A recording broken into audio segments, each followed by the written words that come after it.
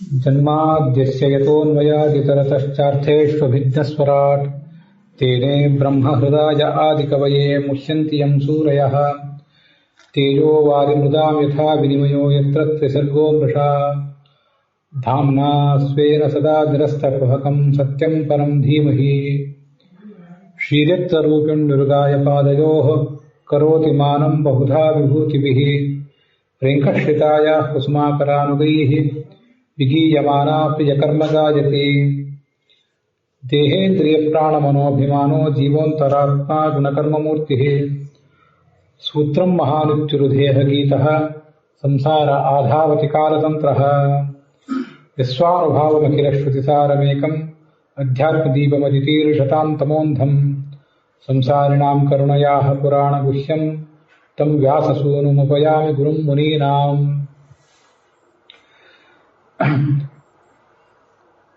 श्रवणेनानुवादेन मननेनावृथा करोत् कालं वेदान्तशास्त्रस्य वेदान्तगुरुसोदरः आकृष्टोऽस्य गुणैर्व्याप्तैर्योगो दाजा उपाययो सपद्मनाभतीर्थाख्यो शिष्योऽन्योऽभूत् सुचेतसः मिथ्यासिद्धान्ततुद्धान्तविध्वंसनविचक्षणः जयतीर्थाख्यतरणिर्भासतां नो हृदम्बरे तपोविद्याविरक्त्यादिसद्गुणमुखाकरानहम् वाजिराजगुरून् वन्दे हयग्रीवदयाश्रयान् श्रीमत्सुधाद्भुताम्बोधिविक्रीडनविचक्षणान् वाक्यार्थचन्द्रिकाकारान् विद्याधीशगुरून् भजे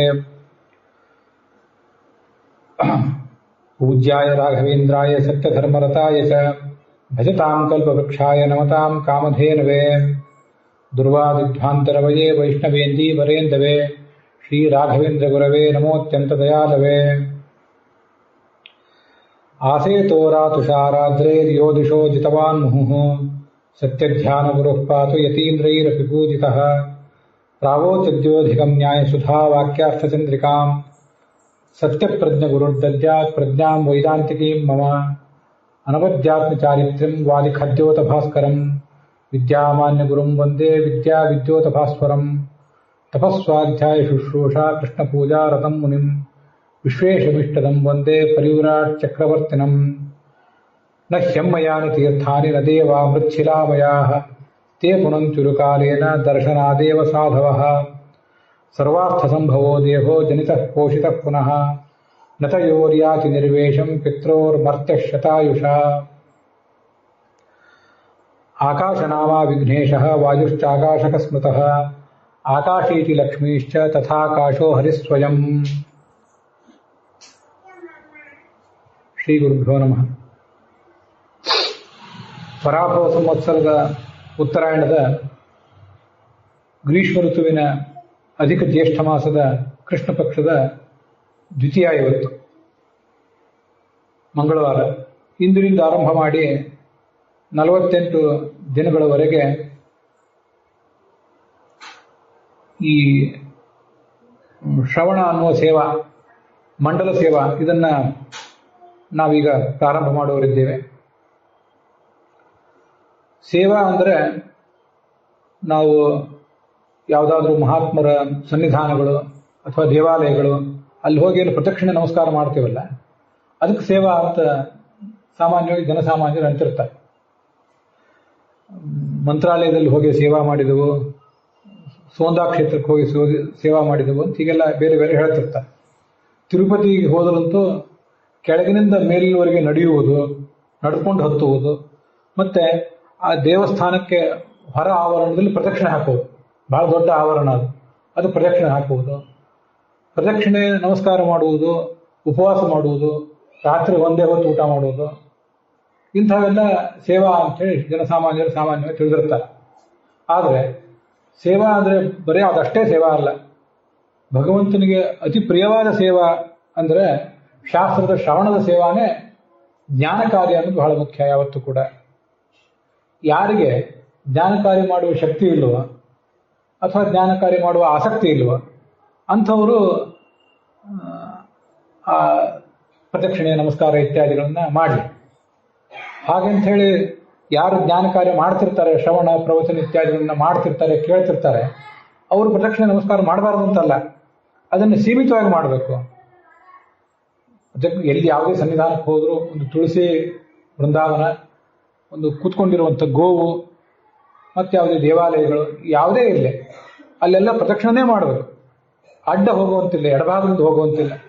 ಇಲ್ಲಿ ನಮ್ಮ ಎದುರಿಗೆ ಆ ಪವಿತ್ರ ಸನ್ನಿಧಾನ ಇದ್ದರೆ ಅದನ್ನು ಬಲಗಿನಿಂದನೇ ಆ ಕಡೆ ಹೋಗಬೇಕು. ಆಕಸ್ಮಿಕವಾಗಿ ಹೋಗುವುದಿದ್ರು, ಪ್ರದಕ್ಷಿಣೆ ನಮಸ್ಕಾರ ಮಾಡುವ ಉದ್ದೇಶ ಇದ್ದರಂತೂ ವಿಚಾರವೇ ಬೇರೆ.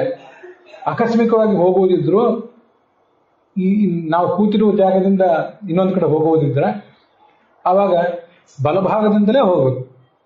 ಈ ಕಡೆಯಿಂದ ಹೋಗಿ ಅದನ್ನು ಪ್ರದಕ್ಷಿಣೆ ಮಾಡಿ ಆ ಕಡೆ ಮತ್ತೆ ಮುಂದೆ ಹೋಗಬೇಕು.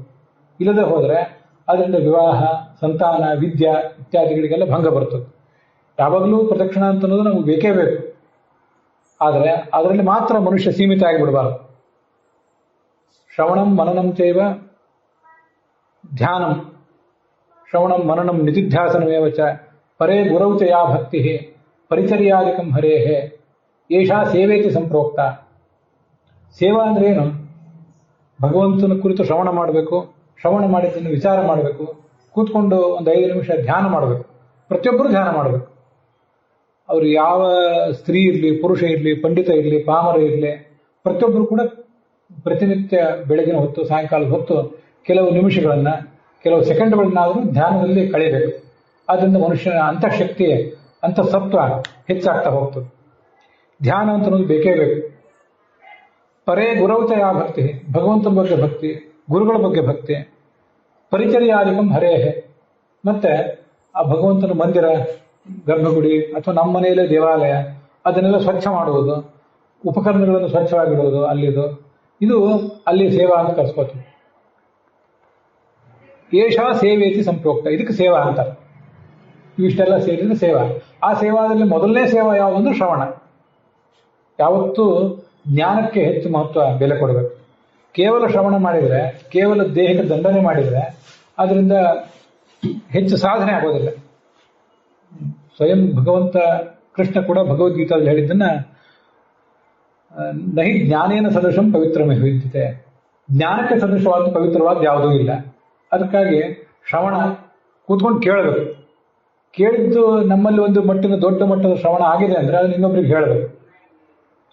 ಇಷ್ಟೆಲ್ಲ ಹೇಳುವುದು ಕೇಳುವುದು ನಡೆದಾಗಲೂ ಕೂಡ ಮತ್ತೆ ನಾವು ಅದನ್ನು ಮನನ ಮಾಡಬೇಕು. ಮನನ ತಪ್ಪಿಸ್ಕೊಳ್ಳುವಂತಿಲ್ಲ. ಹಾಗೆ ಧ್ಯಾನನೂ ಕೂಡ ಮಾಡಬೇಕು. ಶ್ರವಣ, ಮನನ, ಧ್ಯಾನ ಅಂದ್ರೆ ಇನ್ನೊಂದು 2 ನಿಮಿಷದಲ್ಲಿ ಸರಳವಾಗಿ ಹೇಳ್ತೇನೆ. ಶ್ರವಣ ಅಂದ್ರೆ ಇನ್ನೊಬ್ರು ಹೇಳಿದ್ದನ್ನು ಕೇಳುವುದು ಅಥವಾ ನಾವೇ ಗ್ರಂಥಗಳನ್ನು ಅಧ್ಯಯನ ಮಾಡೋದು. ಮನನ ಅಂದ್ರೆ ನಾವು ಕೇಳಿದ್ದು ಯುಕ್ತವಾಗಿದೆಯೋ ಇಲ್ವೋ ಅಂತ ಏನಾದರೂ ಸಂಶಯ ಬಂದರೆ, ಭಗವಂತನ ಮಹಿಮೆಯ ಬಗ್ಗೆ ಸಂಶಯ ಬಂದರೆ, ಭಗವಂತನ ಭಕ್ತರ ಮಹಿಮೆ ಬಗ್ಗೆ ಸಂಶಯ ಬಂದರೆ ಅದರೆಲ್ಲದರ ಕುರಿತು ಚೆನ್ನಾಗಿ ಮನನ ಮಾಡಬೇಕು. ಕಲಿಕಾಲದ ದೊಡ್ಡ ಸಮಸ್ಯೆ ಏನಂದ್ರೆ, ಹಿಂದೆ ಅನೇಕ ಸರಿ ಹೇಳಿದ್ದೇನೆ, ನಾಸ್ತಿಕತೆ. ಭ್ರಷ್ಟಾಚಾರ ಇದೆ, ಜಾತಿವಾದ, ವ್ಯಭಿಚಾರ, ಅನಾಚಾರ, ಅತ್ಯಾಚಾರ ಎಲ್ಲ ಇವೆ. ಎಲ್ಲದಕ್ಕೂ ಮೂಲಭೂತ ಕಾರಣ ಏನು ಅಂದ್ರೆ ನಾಸ್ತಿಕತೆ. ಭಗವಂತ ಇದ್ದಾನೆ ಅನ್ನೋದ್ರ ಬಗ್ಗೆ ನಮ್ಮ ಕರ್ಮಗಳು ನಮಗೆ ತಿರುಗುಬಾಣ ಆಗ್ತವೆ ಒಂದು ಕಾಲದಲ್ಲಿ.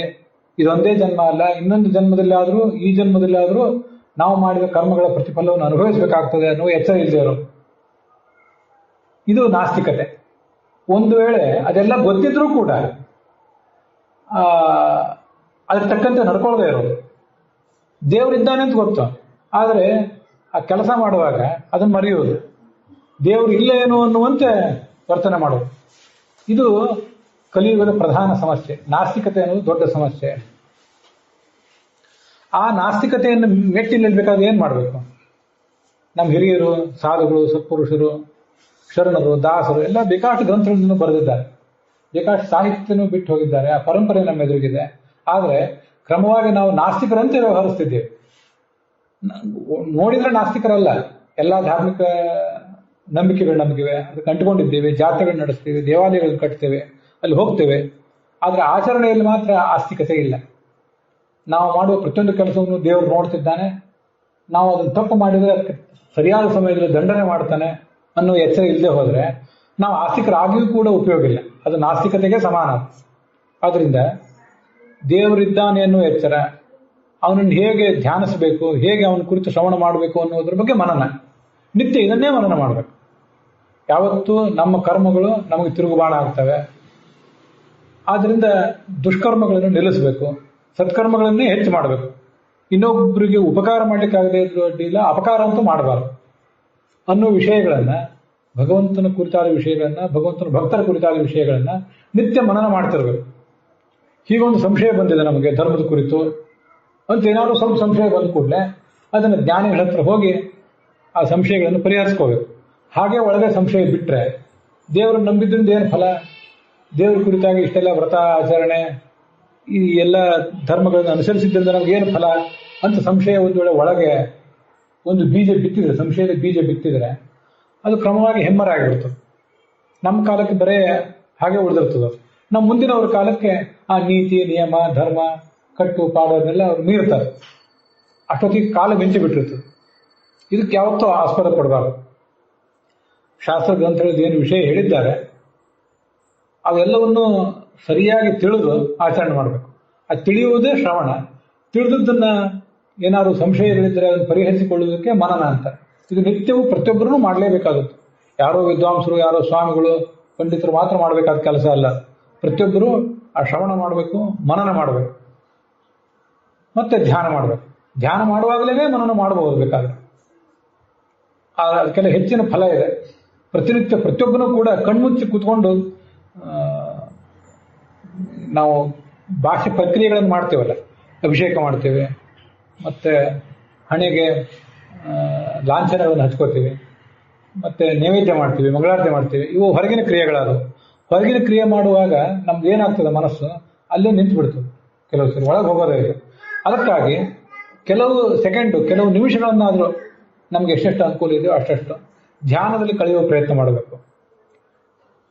ನನ್ನ ಎಲ್ಲ ವರ್ತನೆಗಳು ಸರಿಯಾಗಿ ಇವೆಯೋ ಇಲ್ವೋ, ನಾನು ತಿಳಿದಿದ್ದೆಲ್ಲವೂ ಸರಿಯಾಗಿದೆಯೋ ಇಲ್ವೋ ಅಂತ ಆಲೋಚನೆ ಮಾಡಬೇಕು. ಆ ಸಂದರ್ಭದಲ್ಲಿ ಭಗವಂತನ ರೂಪವನ್ನು, ಅದು ಯಾವ ರೂಪ ಆದರೂ ಇರಲಿ, ಭಗವಂತ ಪೀತಾಂಬರ ಹುಟ್ಟಿದ್ದಾನ, ಚರ್ಮ ಹುಟ್ಟಿದ್ದಾನ, ಭಸ್ಮ ಹಚ್ಚಿದ್ದಾನ, ಗಂಧ ಹಚ್ಚಿದ್ದಾನ, ಕೈಯಲ್ಲಿ ತ್ರಿಶೂಲ ಹಿಡಿದಿದ್ದಾನೋ, ಡಮರು ಹಿಡಿದಿದ್ದಾನೋ, ಶಂಖಚಕ್ರ ಹಿಡಿದಿದ್ದಾನೋ, ಯಾವ ವಾಹನದ ಮೇಲೆ ಕೂತಿದ್ದಾನೆ, ಅದ್ಯಾವುದೂ ಪ್ರಶ್ನೆ ಅಲ್ಲ. ಭಗವಂತನಿಗೆ ಅನೇಕ ರೂಪಗಳಿವೆ. ನಮಗೂ ನಿಮಗೂ ಒಂದೇ ರೂಪ. ಭಗವಂತನಿಗೆ ಅನೇಕ ರೂಪಗಳಿರುವುದರಿಂದ ಯಾವ ಥರ ಧ್ಯಾನ ಮಾಡಿದರೂ ಅದು ಭಗವಂತಂದೇ ಧ್ಯಾನ ಆಗ್ತದೆ. ಅಂತಹ ಧ್ಯಾನವನ್ನು, ನಮಗೆ ಮನಸ್ಸಿಗೆ ಸಂತೋಷ ಕೊಡುವಂಥ ಧ್ಯಾನವನ್ನು ನಿತ್ಯ ಮಾಡಲೇಬೇಕು. ಕೆಲವು ಕ್ಷಣ ಆದರೂ ಮಾಡಬೇಕು. ಅದನ್ನು ಇಂಥ ಒಂದು ಪ್ರಸಂಗದಲ್ಲಿ ನಾವು ಅಭ್ಯಾಸ ಮಾಡ್ಕೋಬೇಕು. ಅದೊಂದು ಮುಖ್ಯವಾದ ಸೇವಾ ಇದೆ. ಅಧಿಕ ಮಾಸ ಆಗಲಿ, ಒಂದು ಮಂಡಲ ಸೇವಾ ಅಂತ ನಾವೇನು ಮಾಡಿರ್ತೀವಿ, ಸೇವಾ ಅನ್ನುವುದೇ ಮುಖ್ಯವಾಗಿ. ಇಂಥ ಸೇವಾ ಮಾಡಿರಿ ಅಂತ ಯಾಕೆ ಹೇಳ್ತಿರ್ತಾರೆ ಅಂದರೆ, ಯಾವುದೋ ಹೋಮ ಮಾಡಿಸ್ರಿ, ಶಾಂತಿ ಮಾಡಿಸ್ರಿ, ಗ್ರಹಗಳ ಶಾಂತಿ ಪರಿಹಾರ ಆಗಲಿ ಅಂತೆಲ್ಲ ಹೇಳ್ತಿರ್ತಾರೆ. ಅದೇ ನಮ್ಮ ಮುಖ್ಯ ಅಲ್ಲ. ನಮಗೆ ಈ ಥರದ ಶ್ರವಣ ಬಹಳ ಮುಖ್ಯ. ಅದರಿಂದ ನಮ್ಮ ಮನಸ್ಸಿನಲ್ಲಿ ಪರಿವರ್ತನೆ ಆಗಬೇಕು. ಹೊರಗಿನ ಸೇವಾ ಶಾಂತಿ ಇತ್ಯಾದಿಗಳನ್ನು ಮಾಡುವುದಕ್ಕಿಂತ ಇದರಲ್ಲಿ ಪರಿವರ್ತನೆ ಹೆಚ್ಚು. ಯಾಕೆಂದರೆ ನೀವು ಯಾವುದೇ ಒಂದು ದೇವಸ್ಥಾನ, ಮಠ ಎಲ್ಲೇ ನೋಡ್ರಿ, ಯಾರೇ ಸ್ವಾಮಿಗಳು, ಪಂಡಿತರು, ಅವ್ರು ಯಾರೇ ಕೂತು ಪೌರೋಹಿತ್ಯ ಮಾಡಿಸ್ತಿರ್ತಾರಲ್ಲ, ಅವ್ರು ಏನು ಮಂತ್ರ ಅಂತಿರ್ತಾರೆ ಅನ್ನೋದು ನಮಗೆ ಗೊತ್ತು. ಅವ್ರಿಗೂ ಗೊತ್ತಿದ್ರು ಇರ್ಬೋದು, ಗೊತ್ತಿಲ್ಲದೆ ಇರ್ಬೋದು. ಸಂಸ್ಕೃತದ ಭಾಷೆಯ ಪರಿಚಯ ಇಲ್ಲದೆ ಹೋದ್ರೆ ಅವ್ರಿಗೂ ಗೊತ್ತಿರೋದಿಲ್ಲ. ಬಾಯ್ಪಾಠ ಮಾಡಿರ್ತಾರೆ ಅಂತ ಹೇಳ್ತಿರ್ತಾರೆ. ಸಂಸ್ಕೃತ ಗೊತ್ತಿದ್ರೆ ಅವ್ರಿಗೆ ಗೊತ್ತಿರ್ತದೆ. ಕೂತ್ಕೊಂಡು ಮಾಡಿಸುವಂತ ಯಜಮಾನ ಇರ್ತಾನಲ್ಲ, ಇವ್ರಿಗಂತೂ ಏನೂ ಗೊತ್ತಿರೋದಿಲ್ಲ. ಗೊತ್ತಿರೋ ಸಾಧ್ಯತೆ ಆ ಪಂಡಿತರಿಗೆ, ಸ್ವಾಮಿಗಳಿಗೆ. ಇವ್ರಿಗಂತೂ ಏನೂ ಗೊತ್ತಿರೋದು. ಆದ್ರಿಂದ ಅವ್ರು ಯಾಕೆ ಮಂತ್ರ ಅಂತಿದ್ದಾರೆ, ಮಂತ್ರದ ಫಲ ಏನು? ವಿವಾಹದಲ್ಲಿ ಮಂತ್ರಗಳಿವೆ, ಎಲ್ಲದಕ್ಕೂ ಮಂತ್ರ ಇದ್ದೇ ಇದೆ. ಹುಟ್ಟಿದ್ರೆ ಮಂತ್ರ, ಮರಣಿಸಿದ್ರೆ ಮಂತ್ರ, ನಡುವಿನ ಜೀವನಕ್ಕೆ ಮಂತ್ರ, ಎಲ್ಲ ಕಡೆ ಮಂತ್ರ ಇದೆ. ಆ ಮಂತ್ರದ ಮಹತ್ವ ಏನು ಅನ್ನೋದನ್ನ ಹೇಳುವವರು, ಮಾಡಿಸುವವರು ಎಲ್ಲರೂ ತಿಳ್ಕೋಬೇಕು. ಆದರೆ ಅದಲ್ಲಿ ಆಗ್ತದೆ, ಕೆಲವು ಸರಿ ಆಗೋದಿಲ್ಲ. ಇಲ್ಲಿ ಮಾತ್ರ ಈಗ ನೋಡ್ರಿ, ಸಂಸ್ಕೃತ ಶ್ಲೋಕ ಯಾವುದೋ ನಾನು ಹೇಳಬಹುದು, ಆದರೆ ಅದರ ವಿವರಣೆ ಖಂಡಿತ ಅಲ್ಲಿ ಬಂದೇ ಬಂದಿರ್ತದೆ. ಆದ್ರಿಂದ ಸರಳವಾಗಿ ತಿಳಿಗನ್ನಡದಲ್ಲಿ ಎಲ್ಲರಿಗೂ ಆ ವಿವರಣೆ ಮುಟ್ಟೋದ್ರಿಂದ ಇದು ಹೆಚ್ಚು ಮನಸ್ಸಿಗೆ ಬೇಗ ನಾಟುತ್ತದೆ, ಒಳಗೆ ಬೇರು ಬಿಡ್ತದೆ ಇದು. ಅದಕ್ಕಾಗಿ ಮಹತ್ವ ಹೆಚ್ಚು. ಇದನ್ನು ತಪ್ಪಿಸುವಂತಿಲ್ಲ. ಹಾಗೆ ಆ ಮಂಡಲ ಸೇವಾ ನಾವು ಪ್ರಾರಂಭ ಮಾಡಿದ್ದೇವೆ. ವೇದವ್ಯಾಸರು ಭಾಗವತವನ್ನು ಬರೆದರು, ಮಹಾಭಾರತ ಬರೆದರು, ರಾಮಾಯಣವನ್ನ ವಾಲ್ಮೀಕಿ ಬರೆದರು. ಆ ವೇದವ್ಯಾಸರಿಗೆ ಎಲ್ಲಾ ಗ್ರಂಥಗಳನ್ನು ರಚನೆ ಮಾಡಿದ ಮೇಲೂ ಕೂಡ ಒಂದಿಷ್ಟು ಸಮಾಧಾನ ಇರಲಿಲ್ಲ. ಆವಾಗ ನಾರದರು ಬಂದು ಅವರಿಗೆ ನೀವು ಭಾಗವತವನ್ನು ರಚನೆ ಮಾಡಿರಿ ಅಂತ ಹೇಳಿದರು. ಇದು ಕಥಾ ನಮಗೆ ಸ್ಥೂಲವಾಗಿ ಗೊತ್ತಿದೆ. ಇವತ್ತು ಆ ವೇದವ್ಯಾಸರು ಹಾಗೊಂದು ಗ್ರಂಥಗಳನ್ನು ಬರೀಲಿಕ್ಕೆ ಏನು ಕಾರಣ ಇತ್ತು, ನಾರದರ ಹಿನ್ನೆಲೆ ಏನು, ವೇದವ್ಯಾಸರ ಕಥೆ ಮತ್ತು ನಾರದರ ಕಥೆ ಇವತ್ತು ನಾವು ನೋಡೋಣ. ಹಿಂದೆ ಒಂದು ಕಾಲದಲ್ಲಿ ದ್ವಾಪರ ಯುಗದಲ್ಲಿ ಒಂದು ಬಾರಿ ಒಂದು ಭಯಂಕರವಾದ ಬರಗಾಲ ಬಂತು. 12 ವರ್ಷದ ಬರಗಾಲ. ಎಲ್ಲಿಯೂ ನೀರಿಲ್ಲ, ಏನೂ ಇಲ್ಲವೇ ಇಲ್ಲ. ಆಹಾರ, ನೀರಿದ್ರೆ ಆಹಾರ. ಆವಾಗ ಋಷಿ ಮುನಿಗಳೆಲ್ಲ ಬಹಳ ಸಂಕಟ ಪಡಬೇಕಾಯ್ತು, ಕಷ್ಟಪಡಬೇಕಾಯ್ತು. ಆಗ ಗೌತಮ ಋಷಿ ಅವರೊಂದು ಆಶ್ರಮದಲ್ಲಿ ಮಾತ್ರ ಎಲ್ಲ ಸುಭಿಕ್ಷ ಇತ್ತು. ಇವರೆಲ್ಲ ಅಲ್ಲಿಗೆ ಹೋದರು. ಅವರಿಗೂ ಬಹಳ ಸಂತೋಷ ಆಯಿತು. ನಿತ್ಯ ಸುಗ್ರಾಸ ಭೋಜನ ಅದೆಲ್ಲ ನಡೀತಿತ್ತು. ಇಷ್ಟು ಮಂದಿ ಎಲ್ಲ ಬಂದಿದ್ದಾರೆ, ಇವ್ರಿಗೆ ಅನ್ನದಾನ ಮಾಡ್ತಿದ್ದೀನಿ ಅಂತ ಅವರಿಗೂ ಒಂದು ಸಂತೋಷ. ಇದು ಇಲ್ಲಿ ಭಾಗವತದಲ್ಲಿ ಬರಲಿಲ್ಲ, ಬೇರೆ ಕಡೆ ಬಂದದ್ದು. ಮತ್ತು ಉಳಿದು ಹೊತ್ತಿನಲ್ಲಿ ಪ್ರವಚನ, ಪಾಠ ಇಂಥವೆಲ್ಲ ನಡೀತಿತ್ತು. ಸಜ್ಜನರ ಸಂಘ, ಪರಸ್ಪರ ಸಮಾಲೋಚನೆ ಇವೆಲ್ಲ ನಡೀತಿತ್ತು. 12 ವರ್ಷ ಆ ಅವಧಿ ಮುಗೀತು. ಮತ್ತೆ ಚೆನ್ನಾಗಿ ಮಳೆ ಆಯ್ತು ಎಲ್ಲ ಕಡೆ. ಮತ್ತೆ ಚೆನ್ನಾಗಿ ಮಳೆ ಆದರೂ ಕೂಡ ಇವರೆಲ್ಲ ತಮ್ಮ ಊರಿಗೆ ಹೋಗ್ಬೇಕು ಇನ್ನ ಅಂತ ಅಪೇಕ್ಷೆ ಪಟ್ಟರು ಅಲ್ಲಿದ್ದವರೆಲ್ಲ. ಆದ್ರೆ ಗೌತಮರು ಅವ್ರನ್ನ ಬಿಡ್ಲಿಲ್ಲ. ನೀವೆಲ್ಲ ದೊಡ್ಡವರು ಬಂದಿದ್ದೀರಿ, ಯಾವಾಗ ನಮ್ಮ ಮನೆಗೆ ಬರೋರಿದ್ದೀರಿ, ನೀವು ಇಲ್ಲೇ ಇರಲಿ ಅಂತ ಅವ್ರಿಗೆ ಒತ್ತಡ. ಇವರಿಗೆ ತಮ್ಮ ಊರಿಗಾರು ಹೋಗ್ಬೇಕು, ಅಲ್ಲಿನ ವ್ಯವಸ್ಥೆ ನೋಡ್ಬೇಕಲ್ಲ. ಹೆಂಡತಿ ಮಕ್ಕಳನ್ನ ಎಲ್ಲರೂ ಕರ್ಕೊಂಡೇ ಇಲ್ಲಿ ಇರೋದು, ಅದು ಎಷ್ಟು ದಿವಸ ಇರೋದು ಅಂತ ಇವ್ರಿಗೆ ಚಿಂತೆ.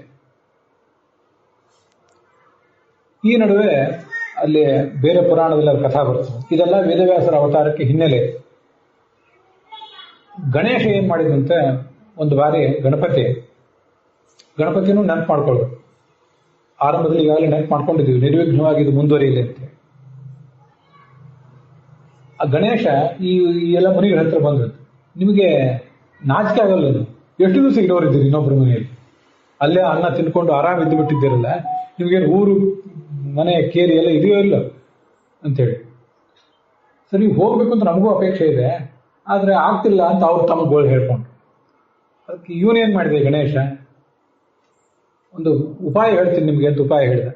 ಒಂದು ಆಕಳು ತಯಾರು ಮಾಡಿದ, ಮಾಯೆಯ ಆಕಳನ್ನು ತಯಾರು ಮಾಡಿ ಅದನ್ನು ಗೌತಮರು ಹೊಲದಲ್ಲಿ ಬೇರಿಕ್ ಬಿಟ್ರು.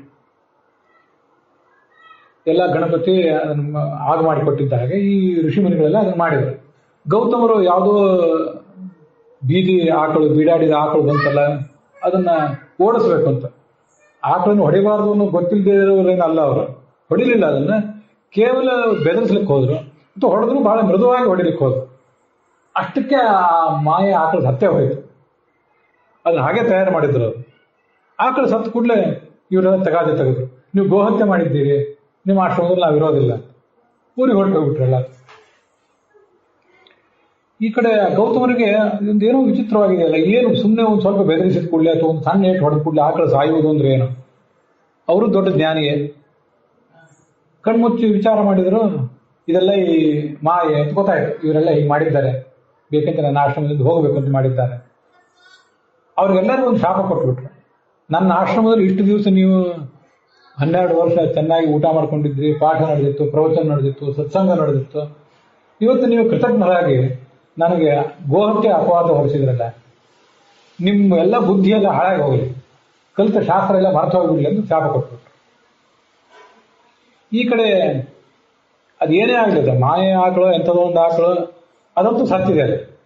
ಅದಕ್ಕೊಂದು ಸದ್ಗತಿ ಆಗಬೇಕಲ್ಲ, ಏನ್ ಮಾಡಬೇಕು ಅಂತ ವಿಚಾರ ಮಾಡಿ ಮತ್ತೆ ತಪಸ್ ಮಾಡಿದ್ರು. ಅಲ್ಲಿ ಪುರಾಣದಲ್ಲಿ ಒಂದು ಕಥಾ ಕೇಳಿ ಬರ್ತದೆ. ಶಿವನ ತಲೆಯ ಮೇಲೆ ಗಂಗೆ ಇತ್ತು.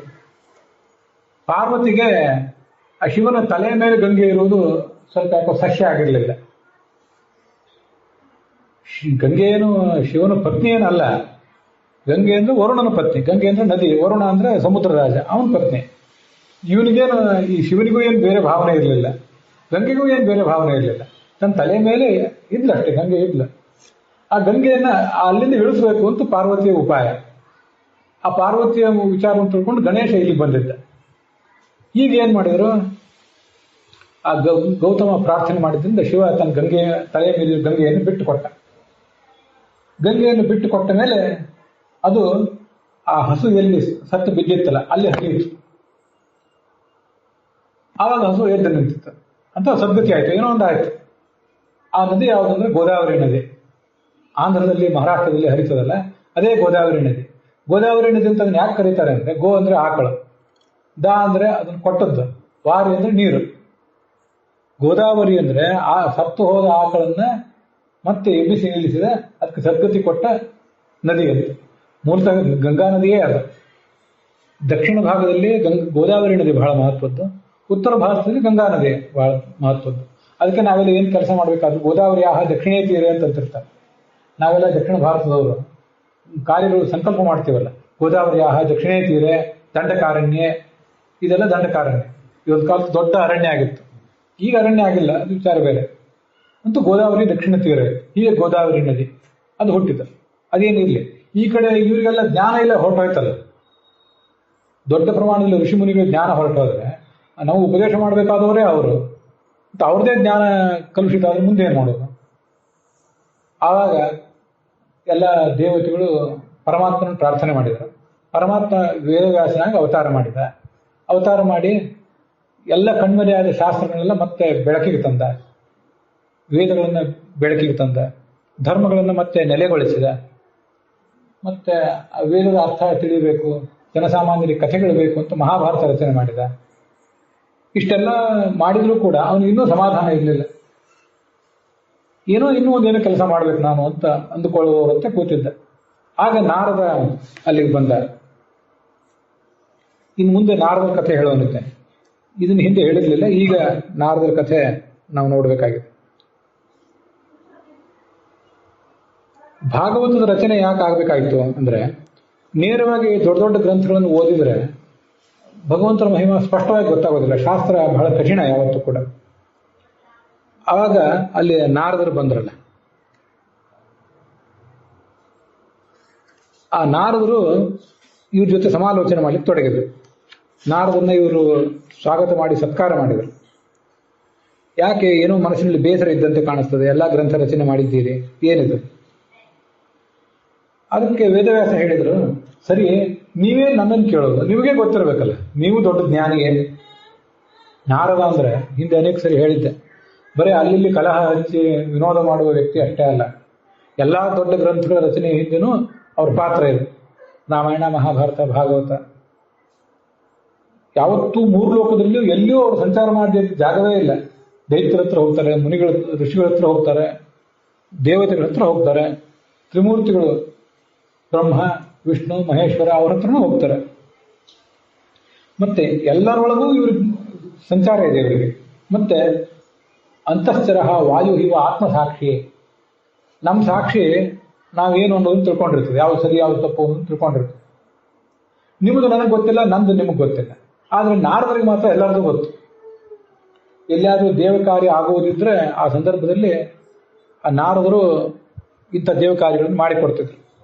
ಮಹಾಭಾರತದಲ್ಲಂತೂ ನಾರದರ ಬಗ್ಗೆ ಒಂದು ಅಧ್ಯಾಯವೇ ಇದೆ. ಎಷ್ಟು ಮಹತ್ವ, ವೇದವ್ಯಾಸರೇ ಬರೆದದ್ದು ಅದು. ನಾರದ ಅಂದ್ರೆ ಎಂಥ ವ್ಯಕ್ತಿತ್ವ ಅವ್ರದ್ದು ಅಂತ. ಇಲ್ಲಿ ಒಂದು ಶ್ಲೋಕ ಹೇಳ್ತಾರೆ, ಈಗ ಅದನ್ನ ಈಗ ಮೊದಲೇ ಹೇಳಿಬಿಡ್ತೀನಿ. ಅಹೋ ದೇವರ್ಷಿ ಧನ್ಯೋಯಂ ಯಃ ಕೀರ್ತಿಂ ಶಾರ್ಣಧನ್ವನಃ ಗಾಯನ್ ಮಾಧ್ಯ ಗಿರಾತಂತ್ಯ ರಮಯತಿ ಆತುರಂ ಜಗತ್ ಅಂತ. ಸ್ವಯಂ ವೇದವ್ಯಾಸನ ನಾರದನ ಮಹತ್ವವನ್ನ ವರ್ಣನೆ ಮಾಡಿದ ಒಂದು ಶ್ಲೋಕ ಇದೆ. ಈ ದೇವರ್ಷಿ ನಾರದ ಇದ್ದಾರಲ್ಲ, ನಿಜವಾಗ್ಲೂ ಅವ್ರು ಧನ್ಯ, ಬಹಳ ಗ್ರೇಟ್ ಅವರು. ಯಾಕೆಂದ್ರೆ ಭಗವಂತನ ಕೀರ್ತಿಯನ್ನು ಎಲ್ಲ ಕಡೆ ಜಗತ್ತಿಗೆ ಮುಟ್ಟಿಸ್ತಾರಲ್ಲ.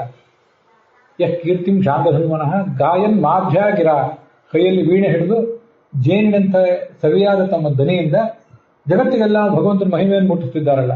ಮತ್ತೆ ರಮಯತಿ ಆತುರಂ ಜಗತ್, ದುಃಖ ತಪ್ತವಾದ ಜಗತ್ತೇನಿದೆಯಲ್ಲ, ಆ ದುಃಖ ತಪ್ತವಾದ ಜಗತ್ತಿಗೆ ಒಂದಿಷ್ಟು ತಂಪು ಕೊಟ್ಟಿದ್ದಾರಲ್ಲ ಈ ವ್ಯಕ್ತಿ. ಇದು ಅವ್ರ ಗ್ರೇಟ್ನೆಸ್.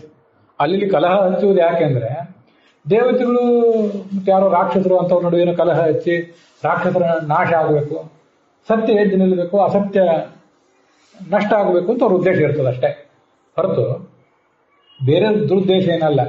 ಮಾಡ್ಲಿಕ್ಕೆ ಬೇರೆ ಕೆಲಸ ಇಲ್ಲದೆ ಇದ್ದಕ್ಕಾಗಿ ಟೈಮ್ ಪಾಸ್ ಮಾಡ್ಲಿಕ್ಕಾಗಿ ಅವ್ರು ಜಗಳ ಹಚ್ಚುತ್ತಿದ್ದಲ್ಲ ನಾರದರು. ವಸ್ತುತಃ ಎಲ್ಲಾ ಮಹಾಗ್ರಂಥಗಳ ರಚನೆ ಹಿಂದೆ ಅವರ ಪಾತ್ರ ಇದೆ. ಅಷ್ಟು ದೊಡ್ಡ ಸ್ಥಾನ ಆ ನಾರದರಿಗಿದೆ. ಆ ನಾರದರನ್ನು ಸ್ವಯಂ ಭಗವಂತನೇ ವೇದವ್ಯಾಸನೇ ಪ್ರಶಂಸೆ ಮಾಡಿದ ಭಾಗ ಇದು. ನಿಮಗೆಲ್ಲ ಗೊತ್ತಿದೆಯಲ್ಲ, ನೀವೇ ಹೇಳ್ರಿ ಅಂದ್ರು ಆ ವೇದವ್ಯಾಸ. ಆವಾಗ ಇವ್ರು ಹೇಳಿದ್ರು, ಮಹಾಭಾರತ ರಚನೆ ಮಾಡಿದ್ದೀರಿ, ಆದ್ರೆ ಮಹಾಭಾರತವು ಬಹಳ ಕಷ್ಟ. ಅದ್ರಲ್ಲಿ 1,00,000 ಶ್ಲೋಕಗಳು ಬೇರೆ. ಮಹಾಭಾರತ ಅಂದ್ರೆ ಮಹಾ ಅಂದ್ರೆ ದೊಡ್ಡದು ಅಂತ ಅರ್ಥ, ಭಾರ ಅಂದ್ರೆ ತೂಕ ಅಂತ ಅರ್ಥ. ಗಾತ್ರದ ದೃಷ್ಟಿಯಿಂದಲೂ ಅರ್ಥದ ದೃಷ್ಟಿಯಿಂದಲೂ ಬಹಳ ದೊಡ್ಡ ಗ್ರಂಥ ಮಹಾಭಾರತ. ಮತ್ತೆ ಅನೇಕ ವಿಷಯಗಳ ಮೇಲೆ ಪ್ರತಿಪಾದನೆ ಮಾಡಿದ್ರು ಕೂಡ ಸ್ಪಷ್ಟವಾಗಿ ಕೆಲವು ಕಡೆ ಇದು ಏನು ಹೇಳ್ತದೆ ಅಂತ ಗೊತ್ತಾಗೋದಿಲ್ಲ. ಆದ್ರಿಂದ ನಿಮಗೆ ಏನೋ ಒಂದು ಸ್ವಲ್ಪ ಅತೃಪ್ತಿ ಇದೆ. ಭಗವಂತನ ಮಹಿಮೆಯನ್ನು ಇನ್ನಷ್ಟು ಹೇಳಬೇಕಾಗಿದೆ. ಭಾಗವತನ ಮಹಿಮೆಯನ್ನು, ಭಗವಂತನ ಭಕ್ತರ ಮಹಿಮೆಯನ್ನು ಹೇಳಿ ಮುಗಿಯೋದಂತಿಲ್ಲ. ಇಷ್ಟೇ ಮಹಿಮೆ, ಇನ್ನು ಮುಂದಿದ್ದೇನೂ ಇಲ್ಲ ಅಂತ ಒಂದು ಫುಲ್ ಸ್ಟಾಪೇ ಇಲ್ಲ. ಆದ್ರಿಂದ ಇನ್ನೂ ಒಂದು ಗ್ರಂಥ ನೀವು ರಚನೆ ಮಾಡಬೇಕಾಗಿದೆ. ನೋಡಿ, ಈ ಜಗತ್ತಿನಲ್ಲಿ ಬೇಕಾಷ್ಟು ಗ್ರಂಥಗಳಿವೆ. ಆ ಗ್ರಂಥಗಳಿಂದ ಏನು ಉಪಯೋಗ? ಭಗವಂತನ ಮಹಿಮೆಯನ್ನು ನಾವು ಹೇಳದೆ ಹೋದರೆ ಅಂಥ ಗ್ರಂಥ ರಚನೆ ಮಾಡಿ ಏನು ಉಪಯೋಗ? ಅದನ್ನು ಪ್ರವಚನ ಮಾಡಿ ಏನು ಉಪಯೋಗ? ಮತ್ತು ಅದನ್ನು ಕೇಳಿ ಆದರೂ ಏನು ಉಪಯೋಗ? ಈ ಕೊಚ್ಚೆ ನೀರು, ಹೊಲಸು ನೀರು ಇರ್ತದಲ್ಲ ಬೀದಿಗಳ ರಸ್ತೆಗಳಲ್ಲಿ, ಅಲ್ಲಿ ಕಾಗೆಗಳು ಹೊರಳಾಡ್ತಿರ್ತವೆ. ಬೇಕಾದ್ರೆ ನೀರು ಕುಡಿತವೆ, ಸ್ನಾನ ಮಾಡಿ ಆದರೂ ಮಾಡ್ತವೆ. ಹಂಸ ಅಲ್ಲಿ ಬರೋದಿಲ್ಲ. ಹಂಸಕ್ಕೆ ಸ್ವಚ್ಛವಾದ ನೀರೇ ಬೇಕು. ಎಲ್ಲಿ ಕೈಲಾಸ ಪರ್ವತದ ಮಾನಸ ಸರೋವರ ಇರ್ತದಲ್ಲ ಅಲ್ಲಿ ಸಂಚಾರ ಮಾಡ್ತಿರ್ತವೆ ಹಂಸಗಳು ಅಂತ ಹೇಳ್ತಾರೆ. ಇಲ್ಲೇ ಅದು ಅಲ್ಲದೆ ಹೋದರೂ ಎಲ್ಲಿ ಸ್ವಚ್ಛವಾದ ನೀರು ಇರ್ತದೋ ಅಲ್ಲೇ ಹಂಸ ಬರ್ತದೆ. ಭಾಗವತ ಅನ್ನೋದು ಈ ಸ್ವಚ್ಛವಾದ ಸರೋವರದಂತೆ. ಜ್ಞಾನಿಗಳು ಅಲ್ಲಿ ಬಂದು ಸ್ನಾನ ಮಾಡ್ತಾರೆ. ಸ್ನಾನ ಮಾಡಿ ತಮ್ಮ ಮೈ ಮನಸ್ಸನ್ನು ಸ್ವಚ್ಛ ಮಾಡ್ಕೋತಾರೆ. ಸ್ನಾನ ಮಾಡುವುದು ಅಂದರೆ ಅಲ್ಲಿ ಅವಗಾಹನ ಮಾಡುವುದು. ಒಂದು ಸಂಸ್ಕೃತದ ಶಬ್ದ ಹೇಳ್ತೇನೆ. ನಮ್ಮಲ್ಲಿ ಬ್ಯಾಚುಲರ್ ಅಂತೀವಲ್ಲ ನಾವು. ಬ್ಯಾಚುಲರ್ ಅಂದರೆ ಪದವೀಧರ. ಪದವೀಧರರಿಗೆ ಇನ್ನೊಂದು ಶಬ್ದ ಇದೆ, ಸ್ನಾತಕ ಅಂತ ಹೇಳಿ. ಪೋಸ್ಟ್ ಗ್ರಾಜ್ಯುಯೇಷನ್ಗೆ ಸ್ನಾತಕೋತ್ತರ ಪದವಿ ಅಂತಾರೆ. ಯಾಕೆ ಪದವೀಧರರನ್ನು ಸ್ನಾತಕ ಅಂತಾರೆ ಅಂದರೆ ಸ್ನಾನ ಮಾಡಿದವನು ಅವನು ಅಂತ. ಯಾವುದರಲ್ಲಿ ಸ್ನಾನ ಮಾಡಿದವನು? ಯಾವುದಾದ್ರೂ ಒಂದು ನಿರ್ದಿಷ್ಟ ಸಬ್ಜೆಕ್ಟ್ನಲ್ಲಿ ಸ್ನಾನ ಮಾಡಿದವನು. ಆರ್ಟ್ಸ್ನಲ್ಲೋ, ಸೈನ್ಸ್ನಲ್ಲೋ, ಕಾಮರ್ಸ್ನಲ್ಲೋ, ಅಥವಾ ಮೆಡಿಸಿನ್, ಇನ್ಯಾವುದೋ ವೈದ್ಯಕೀಯ ಮತ್ತು ಇಂಜಿನಿಯರಿಂಗು, ಕಾನೂನು, ಯಾವುದೋ ಒಂದು ವಿಭಾಗದಲ್ಲಿ ಸ್ನಾನ ಮಾಡಿದವನು. ಅದಕ್ಕಾಗಿ ಅವನು ಸ್ನಾತಕ ಅಂತಾರೆ. ಈ ಶಾಸ್ತ್ರದಲ್ಲಿ ಕೂಡ ಸ್ನಾನ ಮಾಡುವುದು ಅಂದರೆ ಅಲ್ಲಿ ಮುಳುಗಿ ಹೇಳುವುದು. ಆ ಶಾಸ್ತ್ರದ ಉಪದೇಶ ಅನ್ನುವ ನೀರನ್ನ ನಮ್ಮ ಮೈ ಮೇಲೆ ಹಾಕ್ಕೊಂಡು ನಾವು ಪವಿತ್ರ ಮಾಡ್ಕೊಳ್ಳೋದು ಅಂತ ಅದರ ಅರ್ಥ. ಇದರ ಶ್ರವಣದಿಂದ ಎಲ್ಲ ಪಾಪಗಳು ಪರಿಹಾರ ಆಗ್ತವೆ. ಅದರಿಂದ ಅದನ್ನು ನೀವು ರಚನೆ ಮಾಡ್ರಿ ಅಂತ ಆ ನಾರದರು ಅವರಿಗೆ ಒಂದು ಪ್ರೇರಣೆ ಕೊಟ್ಟರು. ಇಷ್ಟೆಲ್ಲ ಆದಮೇಲೆ ನಾರದರು ತಮ್ಮದೇ ಕಥೆ ಹೇಳಿಕ್ಕೆ ಶುರು ಮಾಡಿದರು. ತಮ್ಮ ಕಥೆ ಯಾಕೆ ಹೇಳಿದರು ಅಂದರೆ, ಭಗವಂತನ ಸೇವಾ ಮಾಡಿದರೆ, ಭಗವಂತನ ಭಕ್ತರ ಸೇವಾ ಮಾಡಿದರೆ ಏನು ಲಾಭ ಆಗ್ತದೆ, ಅದಕ್ಕೆ ಪ್ರತ್ಯಕ್ಷ ನಾನೇ ನಿದರ್ಶನ ಅಂತ ಅದನ್ನ ಹೇಳಿದರು. ಇದನ್ನು ಕೇಳುವವರಿಗೆ, ನಾರದರ ಕಥೆ ಕೇಳುವವರಿಗೆ ಈ ಕಥೆ ಹೆಚ್ಚು ಬೇರೆ ಕಡೆ ಬಂದಿರೋದಿಲ್ಲ. 7ನೇ ಸ್ಕಂದದಲ್ಲಿ ಮುಂದೊಂದು ಕಡೆ ಬರೋದಿದೆ, ಅದನ್ನು ಆಮೇಲೆ ಹೇಳ್ತೇನೆ. ನಾರದರು ಎಲ್ಲ ಕಡೆ ಸಂಚಾರ ಮಾಡ್ತಾರೆ, ಹಾಡ್ತಾರೆ, ಇಷ್ಟು ಗೊತ್ತು ಎಲ್ಲರಿಗೂ. ಅವ್ರದ್ದು ಈ ಕಥೆ ಗೊತ್ತಿರೋದಿಲ್ಲ. ನಾವಿವತ್ತು ಭಾಗವತ ಹೇಳಬೇಕು ಕೇಳಬೇಕು ಅಂತ ಕೂತಿದ್ದೇವಲ್ಲ, ಇದರಿಂದ ಏನಾಗ್ತದೆ ಅನ್ನೋದಕ್ಕೆ ನಾರದರೇ ಸಾಕ್ಷಿ. ಹೇಗೆ ವ್ಯಕ್ತಿತ್ವದಲ್ಲಿ ಪರಿಣಾಮ ಆಗ್ತದೆ, ಹೇಗೆ ದೊಡ್ಡ ಸ್ಥಾನಕ್ಕೆ ಏರ್ತಾನೆ ಮನುಷ್ಯ ಅನ್ನೋದಕ್ಕೆ ನಾರದನೇ ಸಾಕ್ಷಿ. 7ನೇ ಸ್ಕಂದದಲ್ಲಿ ಆ ವಿಷಯ ಬರ್ತದೆ ಅಂತ ಸ್ವಲ್ಪ ಹೀಗೆ ಹೇಳ್ತೇನೆ. ಒಬ್ಬ ಗಂಧರ್ವ, ದೇವಲೋಕದ ಒಬ್ಬ ಗಂಧರ್ವ ಆಗಿದ್ದರು. ಸುಂದರವಾದ ಆಕಾರ, ಸುಂದರವಾದ ಕಂಠ, ಒಳ್ಳೆ ಮಧುರವಾದ ಕಂಠ ಎಲ್ಲ ಇತ್ತು. ಆದರೆ ಅವ್ರು ಏನು ಮಾಡ್ತಿದ್ರು ಅಂದರೆ, ಅದನ್ನೆಲ್ಲ ಭಗವಂತನ ಸೇವೆಗೆ ಅಂತ ಉಪಯೋಗ ಮಾಡದೇನೆ ಅಲ್ಲಿ ಸಂಗೀತ ಕಚೇರಿಗಳಿರ್ತಾವಲ್ಲ, ಅಲ್ಲಿ ಆ ದೇವತಾ ಸ್ತ್ರೀಯರು, ಕೆಲವರು ಅಪ್ಸರೆಯರು, ಅವ್ರ ಜೊತೆ ಹೋಗೋದು, ಒಳ್ಳೆ ಸಂಗೀತ ಕಚೇರಿ ಕೊಡ್ತಿದ್ರು. ಅದೆಲ್ಲ ಸರಿನೇ. ಆದರೆ ಅದೆಲ್ಲ ಸುತ್ತಮುತ್ತಲು ಯಾವತ್ತೂ ಹೆಂಗಸರು, ಅವ್ರಿಗೂ ಇವ್ರು ಬೇಕು, ಇವರು ಅವ್ರಿಗೆ ಬೇಕು. ಈ ಥರ ತಮ್ಮ ಪ್ರತಿಭೆ, ತಮ್ಮ ಸೌಂದರ್ಯ ಇದನ್ನೆಲ್ಲಾನು ಹಾಳು ಮಾಡ್ಕೊಂಡ್ಬಿಟ್ರು. ದೊಡ್ಡ ದೊಡ್ಡ ಜ್ಞಾನಿಗಳು ಒಂದ್ಸರಿ ಕೂತಿದ್ರು ಒಂದು ಸಂಗೀತ ಕಚೇರಿಯಲ್ಲಿ. ಇವರು ಭಗವಂತನ ಮಹಿಮೆಯನ್ನು ಹೇಳಬೇಕಾದ ಸಂದರ್ಭದಲ್ಲಿ ಸ್ವಲ್ಪ ದಾರಿ ತಪ್ಪಿ ಅಶ್ಲೀಲವಾಗೇನು ಮಾತಾಡಲಿಲ್ಲ. ಅವರು ಏನು ಕೆಟ್ಟ ಅಸಹ್ಯವಾದ ಹಾಡನ್ನೇನು ಹಾಡಲಿಲ್ಲ, ಒಳ್ಳೆ ಹಾಡೇ ಹಾಡಿದರು. ಆದರೆ ಆ ಒಳ್ಳೆ ಹಾಡುಗಳನ್ನು ಹಾಡುವಾಗ ಭಗವಂತನ ಸನ್ನಿಧಾನವನ್ನು ನೆನಪು ಮಾಡಿಕೊಂಡು, ಎದುರುಗಡೆ ಭಗವಂತನ ದೊಡ್ಡ ದೊಡ್ಡ ಭಕ್ತರಿದ್ದಾರೆ, ಅವ್ರಿಗಿದೆಲ್ಲ ತಲುಪಬೇಕು ಅನ್ನೋ ಹೆಸರು ಇರಲಿಲ್ಲ. ಸುತ್ತಮುತ್ತಲ ಸುಂದರಿಯರಿದ್ರಲ್ಲ, ಅವ್ರ ಮೆಚ್ಚುಗೆ. ಅನೇಕ ಸರಿ ಹೀಗೆ ಆಗೋರು. ಅವರು ಭಲೇ ಭೇಷ್ ಅಂತಂತಿರ್ತಾರೆ, ಹಿಂದೆ ಕೂತವರು ಮುಂದೆ ಕೂತವರು ಇವರೆಲ್ಲ. ಅದನ್ನೆಲ್ಲ ಗಮನಿಸಿ ಅದಕ್ಕಾಗಿ ಆ ಮೆಚ್ಚುಗೆಗಾಗಿ, ಆ ಒಂದು ಅಪ್ರಿಸಿಯೇಷನ್ಗಾಗಿ ತಮ್ಮ ಜ್ಞಾನ ಎಲ್ಲ ಉಪಯೋಗ ಮಾಡಿಕೊಂಡು ಎದುರಿಗಿದ್ದ ಬ್ರಹ್ಮಜ್ಞಾನಿಗಳಿಗೆ ಸಿಟ್ಟುವಂತ ಜ್ಞಾನಿಗಳಿಗೆ. ಇಂಥ ತುಂಬಿದ ಸಭೆಯಲ್ಲಿ, ಜ್ಞಾನಿಗಳ ಸಭೆಯಲ್ಲಿ ಇಂಥ ನೀಚ ಮನೋಭಾವ ಪ್ರದರ್ಶನ ಮಾಡಿದ್ದಾರೆ. ಗಮನಿಸಬೇಕು. ಹಾಡು ಕೆಟ್ಟದಲ್ಲ, ಒಳ್ಳೆ ಹಾಡೇ ಹಾಡಿದ್ರು ಅವರು. ಅವ್ರೇನು ತಪ್ಪು ಮಾಡಿದ್ದಿಲ್ಲ. ಎಲ್ಲ ಉತ್ತಮವಾದ ಶಾಸ್ತ್ರ ಸಾಹಿತ್ಯವೇ ಇತ್ತು, ಲಿಟರೇಚರ್ ಚೆನ್ನಾಗಿತ್ತು. ಇವ್ರ ಮನೋಭಾವ ಮಾತ್ರ ಭಗವಂತನನ್ನು ಮೆಚ್ಚಿಸಬೇಕು ಅನ್ನೋದು ಇರಲಿಲ್ಲ. ಎಲ್ಲೋ ಮನಸ್ಸಿತ್ತು ಇವರು. ಅದಕ್ಕೆ ಅವರು ಹೋಗಿ ಯಾವುದೋ ಮನೆಯಲ್ಲಿ ಒಂದು ದಾಸಿಯ ಮಗ ಆಗಿ ಹುಟ್ಟಿಬಿಡು, ಆಳಿನ ಮಗ ಆಗಿ ಹುಟ್ಟಿಬಿಡು ಶಾಪ ಕೊಟ್ಟುಬಿಟ್ಟು ಅದು ಮುಂದೆ ಬರ್ತು. ಸರಿ, ಇವನು ದಾಸಿಯ ಮಗ ಆಗಿ ಹುಟ್ಟುಬಿಟ್ಟ. ಆದರೆ ಏನಾದರೂ ದೊಡ್ಡ ಜ್ಞಾನಿಯೇ ಅಲ್ಲ, ಸ್ವಲ್ಪ ಎಚ್ಚರ ಇತ್ತು. ಒಮ್ಮೆ ಏನಾಯಿತು, ಇವ್ರು ಇರೋ ಮನೆಯಲ್ಲಿ ಒಂದಿಷ್ಟು ಜನ ಸನ್ಯಾಸಿಗಳು ಬಂದರು. ಸನ್ಯಾಸಿಗಳು ಮಳೆಗಾಲದ 4 ತಿಂಗಳು ಒಂದೇ ಕಡೆ ಕೂತ್ಕೋತಾರೆ. ಅದು ಕೆಲವು ಸನ್ಯಾಸಿಗಳಲ್ಲಿ ಇವತ್ತು ಉಳಿದಿದೆ, ಕೆಲವು ಕಡೆ ಹೋಗಿದೆ. ಮಳೆಗಾಲದಲ್ಲಿ ಎಲ್ಲ ಕಡೆ ಮಳೆ ಇರ್ತದಲ್ಲ, ಅದನ್ನು ಸಂಚಾರ ಮಾಡಲಿಕ್ಕೆ ಅವ್ರಿಗೆ ಕಷ್ಟ ಆಗ್ತದೆ. ವಸ್ತುತಃ ಸನ್ಯಾಸಿಗೆ ಪರಿವ್ರಾಜಕ ಅಂತಾರೆ. ಪರಿವ್ರಾಜಕ, ಭಿಕ್ಷು ಅಂತೆಲ್ಲ ಹೀಗಂತಿರ್ತಾರೆ. ಭಿಕ್ಷು ಅಂದರೆ ಭಿಕ್ಷೆ ಬೇಡಿ ಉಣ್ಣಬೇಕಾದವನು, ತಾವೇ ಅಡುಗೆ ಮಾಡ್ಕೊಂಡು ಉಣ್ಣುವಂತಿಲ್ಲ, ಒಂದೇ ಊರಿನಲ್ಲಿ ಸ್ಥಿರವಾಗಿ ನಿಲ್ಲುವಂತಿಲ್ಲ. ಅದಕ್ಕಾಗಿ ಅವರು ಪರಿವ್ರಾಜಕ, ಅವರು ಸಂಚಾರ ನಡೆದೇ ಇರಬೇಕು ಅವರು. ಆದರೆ ಮಳೆಗಾಲದಲ್ಲಿ ಸಂಚಾರ ಸಾಧ್ಯ ಆಗೋದಿಲ್ಲ ಅಂತ ಒಂದು ಊರಿನಲ್ಲಿ ಸ್ಥಿರವಾಗಿ ನಿಲ್ಲುತ್ತಾರೆ. ಅದು ಆ 4 ತಿಂಗಳು ಹೋಗಿ ಮುಂದೆ 2 ತಿಂಗಳಿಗೆ ಬಂತು, 50 ದಿವಸಕ್ಕೆ, 45 ದಿವಸಕ್ಕೆ ಹೀಗೆಲ್ಲ ಬಂದಿದೆ. ಅಂತೂ ಕೆಲವು ಪಂಥಗಳಲ್ಲಿ ಅದು ಉಳಿದಿದೆ, ಕೆಲವು ಕಡೆ ನಷ್ಟ ಆಗಿದೆ, ಅದೇನೇ ಇರಲಿ. ಅಂತೂ ಇವರು ಕೂತಾಗ ಈ ಹುಡುಗನನ್ನ ಆ ಮನೆಯ ಯಜಮಾನ, ಒಂದು ಆಳಿನ ಮಗ ಇವರು, ಅವ್ರಿಗೆ ಸೇವೆ ಮಾಡುವಂತ, ಆ ಸನ್ಯಾಸಿಗಳು ಸೇವಾ ಮಾಡುವಂತ ಕಳಿಸಿದ್ರು. ಅವರು ಇವನೇನು ಮಾಡ್ತಿದ್ದ, ಅವ್ರದ್ದೆಲ್ಲ ಊಟ ಆದ್ಮೇಲೆ ಊಟ ಮಾಡ್ತಿದ್ದ. ಅವ್ರ ಸೇವಾದಿಂದ ಏನೋ ಮನಸ್ಸೆಲ್ಲ ಸ್ವಚ್ಛ ಆಯಿತು, ಪಾಪಗಳೆಲ್ಲ ಪರಿಹಾರ ಕಂಡವು. ಅವ್ರು ಯಾವತ್ತು ಏನು ಶ್ರವಣ ಮಾಡಿಸ್ತಿದ್ರು, ಶಾಸ್ತ್ರ ಹೇಳ್ತಿದ್ರು, ಅದನ್ನೇ ಕೇಳಿ ಕೇಳಿ ಮುನ್ನಡೆದ. ಭಕ್ತಿ ಮನಸ್ಸಿನಲ್ಲಿ ಹುಟ್ಟಿತು. ಈ ಭಗವಂತನನ್ನ ನಾನು ಕಾಣಬೇಕು ಅನ್ನುವಂಥ ಒಂದು ಹಂಬಲ ನನಗೆ ಬಂತು. ನಾರದನೇ ವೇದವ್ಯಾಸರಿಗೆ ಇದನ್ನ ಹೇಳಿದ್ದು.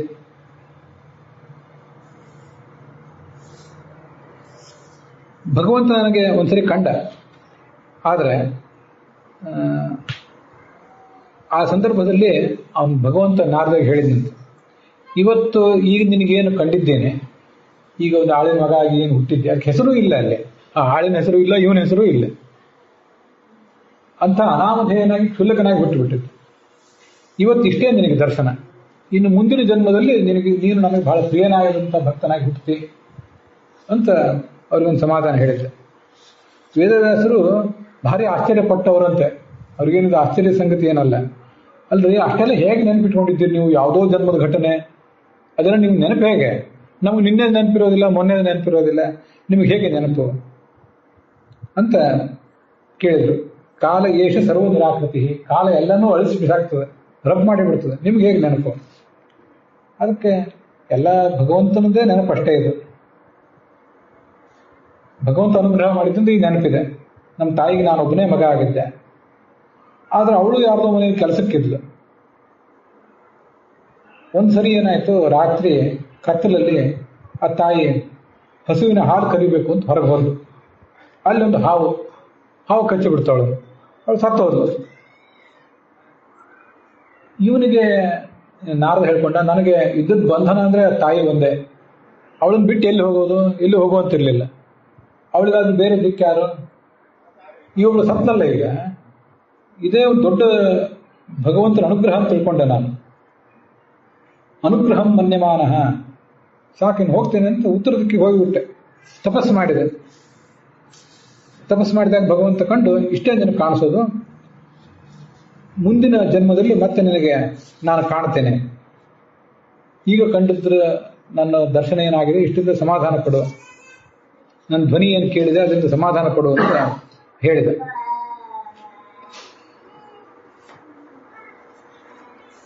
ಮುಂದೆ ಕೆಲವು ಕಾಲ ಆದ ಮೇಲೆ ಆ ಶರೀರವನ್ನು ತ್ಯಾಗ ಮಾಡಿದೆ.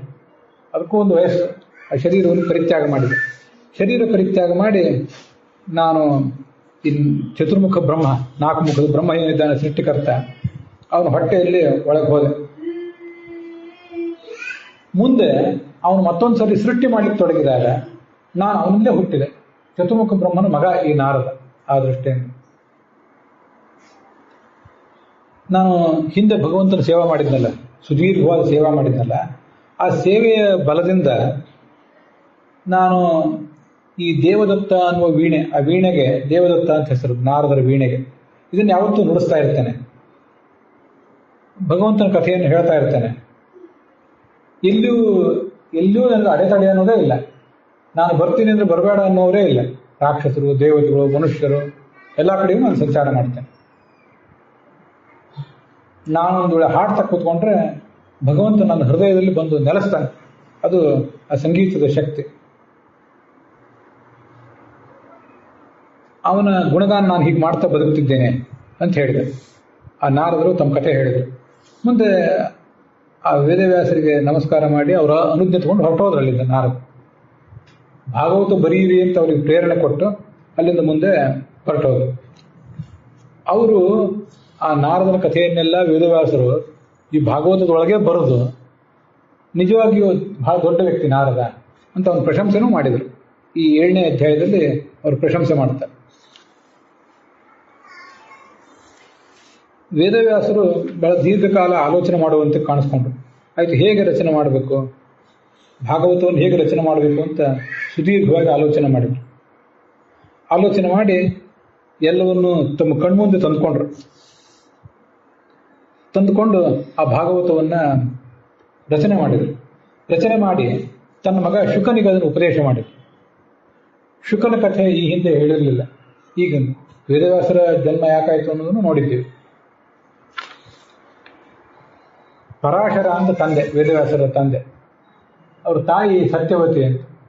ಅವರಿಬ್ಬರಿಂದ ಹುಟ್ಟಿದವರು ಈ ವೇದವ್ಯಾಸ. ಅವರ ಮಗ ಈ ಶುಕ ಅಂತ. ಈ ಶುಕ ಅಂದ್ರೆ ಯಾರು? ಶುಕ ಅಂದ್ರೆ ಸಂಸ್ಕೃತದಲ್ಲಿ ಗಿಳಿ.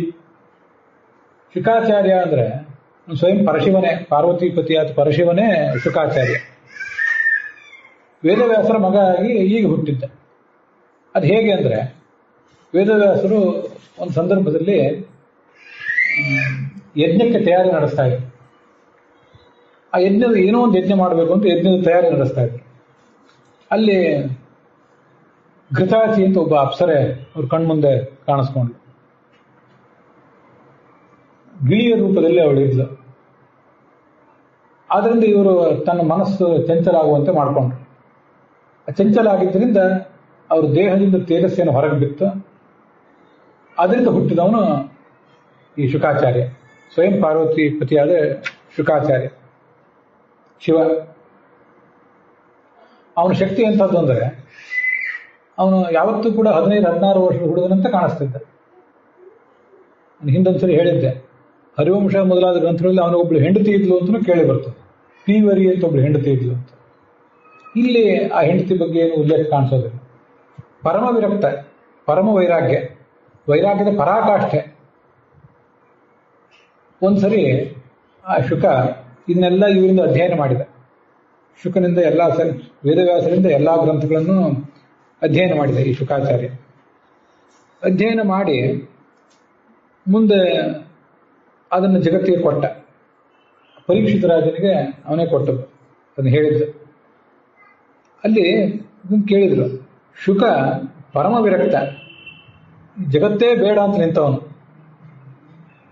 ಅದೊಂದು ಹಿಂದೆ ಇಲ್ಲೇ ಭಾಗವತದಲ್ಲಿ ಒಂದು ಕಡೆ ಹಿಂದೆ ಬಂದದ್ದು. ಅದು ಹೇಗೆ ಅಂದರೆ, ವೈರಾಗ್ಯದ ಪರಾಕಾಷ್ಠೆ ಇದ್ದಿದ್ದರಿಂದ ಆಶ್ರಮವನ್ನು ಬಿಟ್ಟು ಹೋಗಿಬಿಟ್ಟ ಅವನು. ಸರಿ, ಭಾರತದಲ್ಲೂ ಆ ಕಥೆ ಇದೆ. ಆಶ್ರಮವನ್ನೇ ಬಿಟ್ಟು ಹೋದ. ಆಶ್ರಮವನ್ನು ಬಿಟ್ಟು ಹೋದ್ರೆ ಈ ದ್ವೈಪಾಯನ ವಿರಹ ಕಾತರ ಆಜುಹಾವ, ಮಗನೇ ಶುಕ ಅಂತೇಳಿ ಅವನು ಬೆನ್ನಟ್ಟಿದ. ಹೋಗಬೇಡ, ನಿಲ್ಲು, ಆಶ್ರಮ ಬಿಟ್ಟು ಹೋಗಬೇಡ ಅಂತ. ವ್ಯಾಸ ವಿಷ್ಣು, ಇನ್ನು ಶುಕಾಚಾರ್ಯ ಪರಶಿವ, ಇಬ್ಬರೂ ಎಲ್ಲ ಮೋಹ ಮಮಕಾರ ಇತ್ಯಾದಿ ಬಿಟ್ಟವ್ರೆ. ಆದರೆ ಈ ಜಗತ್ತಿನಲ್ಲಿ ಹುಟ್ಟಿದಾಗ ತಂದೆಗೆ ಮಗನ ಬಗ್ಗೆ ಹೇಗೊಂದು ಮಮಕಾರ ಇರ್ತದೆ, ಮೋಹ ಇರ್ತದೆ ಅನ್ನೋದನ್ನ ಹಿಂಗೆ ತೋರಿಸ್ತಾರೆ. ವಿರಹ ಕಾತರ, ಮಗನ ವಿರಹ ತಾಳದೆ ಆ ವೇದವ್ಯಾಸರು ಮಗನೇ ನಿಲ್ಲು ಅಂತ ಜೋರಾಗಿ ಕರೆದ್ರಂತ.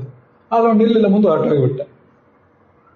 ಮಹಾಭಾರತದಲ್ಲಂತೂ ಒಂದು ಕಥೆ ಇದೆ, ಅದೆಂಥ ವಿಶಿಷ್ಟವಾದ ಕಥೆ ಅಂದರೆ, ಹಿಮಾಲಯ ಪರ್ವತರ ಪರಿಸರಕ್ಕೆ ಹೊರಟೋಗ್ಬಿಟ್ಟ ಶುಕಾಚಾರ್ಯ. ಅಲ್ಲಿ ಒಂದು ಸರೋವರ, ಆ ಸರೋವರದಲ್ಲಿ ಕೆಲವರು ಸ್ನಾನ ಮಾಡ್ತಿದ್ರು, ಕೆಲವರು ಸ್ತ್ರೀಯರು. ಶುಕ ಅಲ್ಲಿಂದಲೇ ಪಾಸಾಗಿ ಮುಂದೆ ಹೋದ.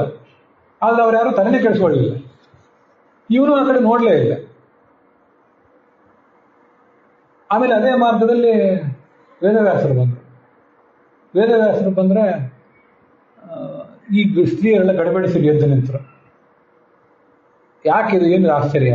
ನನ್ನ ಮಗ ಇದೇ ದಾರಿಯಿಂದ ಬಂದ, ಅವನನ್ನು ನೋಡಿ ನೀವು ಗಡಿಬಿಡಿ ಮಾಡ್ಕೊಳ್ಳಿಲ್ಲ, ನನ್ನನ್ನು ನೋಡಿದ್ರೆ ಗಡಿಬಿಡಿ ಮಾಡ್ಕೊಂಡಿದ್ದೀರಿ, ಎದ್ದು ಬಟ್ಟೆ ಹಾಕೋಬೇಕಂತ ಪ್ರಯತ್ನ ಪಡ್ತಿದ್ದೀರಿ, ಏನಿದು?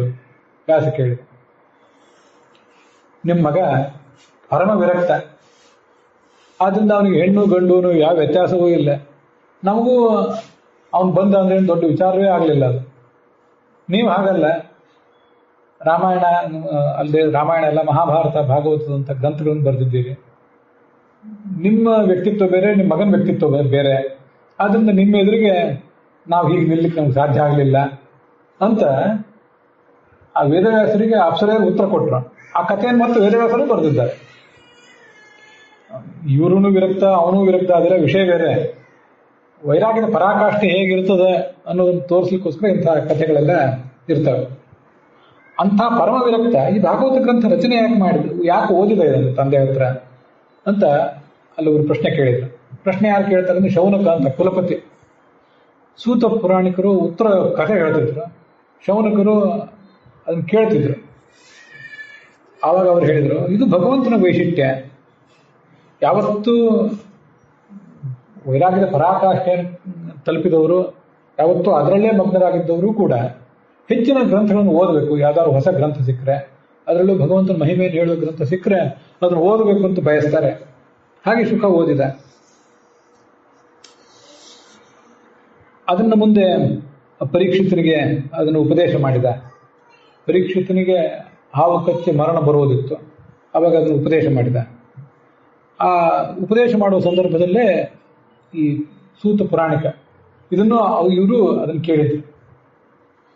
ಅದನ್ನು ಮುಂದೆ ಈ ದೊಡ್ಡದೊಂದು ಬೇರೆ ಒಂದು ಸಮಾರಂಭದಲ್ಲಿ ಅದನ್ನ ಈ ಶೌನಕರು ಮೊದಲಾದ ಮುನಿಗಳ ಗುಂಪಿಗೆ ಅದನ್ನು ಉಪದೇಶ ಮಾಡಿದ್ರು. ಹೀಗದು ಜಗತ್ತಿಗೆ ಹರಿದು ಬಂತು. ಇದು ಆ ವೇದವ್ಯಾಸರ ಜನನ ನಾವಿವತ್ತು ನೋಡಿದ್ವಿ.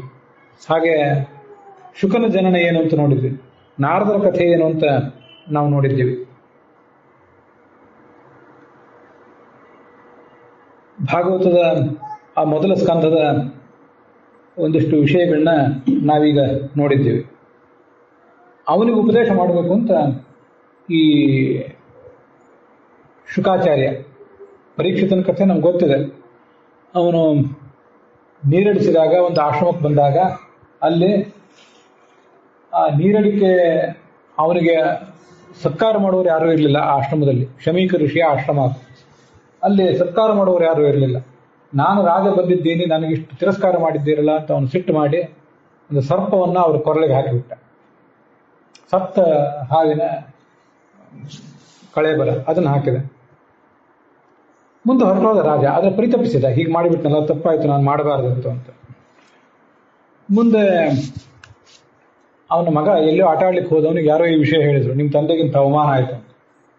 ಅವನು ಸಿಟ್ಟು ಮಾಡಿ, ಇನ್ನು 7 ದಿವಸದಲ್ಲಿ ನಿನಗೆ ಹಾವಿನಿಂದಲೇ ಮರಣ ಬರಲಿ, ತಕ್ಷಕ ಅಂತ ಒಂದು ಹಾವು, ದೇವಲೋಕದ ಹಾವು, ಮಹಾವಿಷ, ಆ ಹಾವು ಬಂದು ನಿನಗೆ ಕಚ್ಚಿ ಶಾಪ ಕೊಟ್ಟು ಬಿಡಲಿ ಅಂತ. ಆ ಶಾಪ ಬಂತು. ಇವನು ಚಡಪಡಿಸ್ಬೇಕಾಯ್ತು ರಾಜ. ಆದರೆ ಆಯ್ತು, ನಾನು ಇಂಥ ತಪ್ಪು ಮಾಡಿದ್ದೇನೆ, ಜ್ಞಾನಿಯಾದ ಋಷಿಗೆ ಅವಮಾನ ಮಾಡಬಾರ್ದು, ಮಾಡಿದೆ. ಹಾವು ಕಚ್ಚಿ ನಾನು ಸಾಯೋದಾದ್ರೆ ಸತ್ತೋಗಲಿ, ನನ್ನ ಪಾಪ ಪರಿಹಾರ ಆಗ್ತದಲ್ಲ ಅಲ್ಲೇ ಅನ್ಕೊಂಡಿತ್ತು. ಈ ನಡುವೆ ಇನ್ನು 7 ದಿವಸ ಬದುಕಿದ್ದೇನೆ ಅಂತ ಕಂಡಾಗ ಗಂಗಾ ನದಿ ತೀರದಲ್ಲೊಂದು ನೆಲೆ ಮಾಡಿಕೊಂಡು ಅಲ್ಲೇ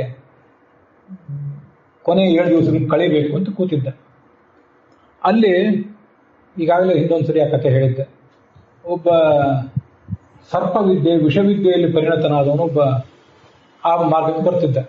ತಕ್ಷಕನು ಇವನು ಕಚ್ಚಬೇಕು ಅಂತ ಬರ್ತಿದ್ದ. ಆ ಕಡೆ ಆ ಬ್ರಾಹ್ಮಣ ವಿಷವಿದ್ಯೆಯಲ್ಲಿ ಪರಿಣತ ಅವನು, ಪಂಡಿತ ಅವನು. ಈ ಪರೀಕ್ಷಿತ ರಾಜನ ಬದುಕಿಸಿ ಬಿಡ್ತೇನೆ, ಸಂಭಾವನೆ ತಗೋತೀನಿ, ದುಡ್ಡು ಗಳಿಸ್ಬೇಕು ಅಂತ ಅವನ ಆಲೋಚನೆ. ತಕ್ಷಕನಿಗೂ ಇವನಿಗೂ ಮುಖಾಮುಖಿ ಆಯಿತು. ಆ ತಕ್ಷಕ ಏನ್ ಮಾಡಿದೆ, ನಂದು ಭಯಂಕರವಾದ ವಿಷ, ಅದಕ್ಕೆ ನೀನೇನು ಪರಿಹಾರ ಹೇಳ್ತೀನಿ, ನಿನ್ ಪರಿಹಾರ, ನಿನ್ ಮಂತ್ರ ತಂತ್ರ ಅದೇನು ಉಪಯೋಗ ಇಲ್ಲ ಅಂತಂದ.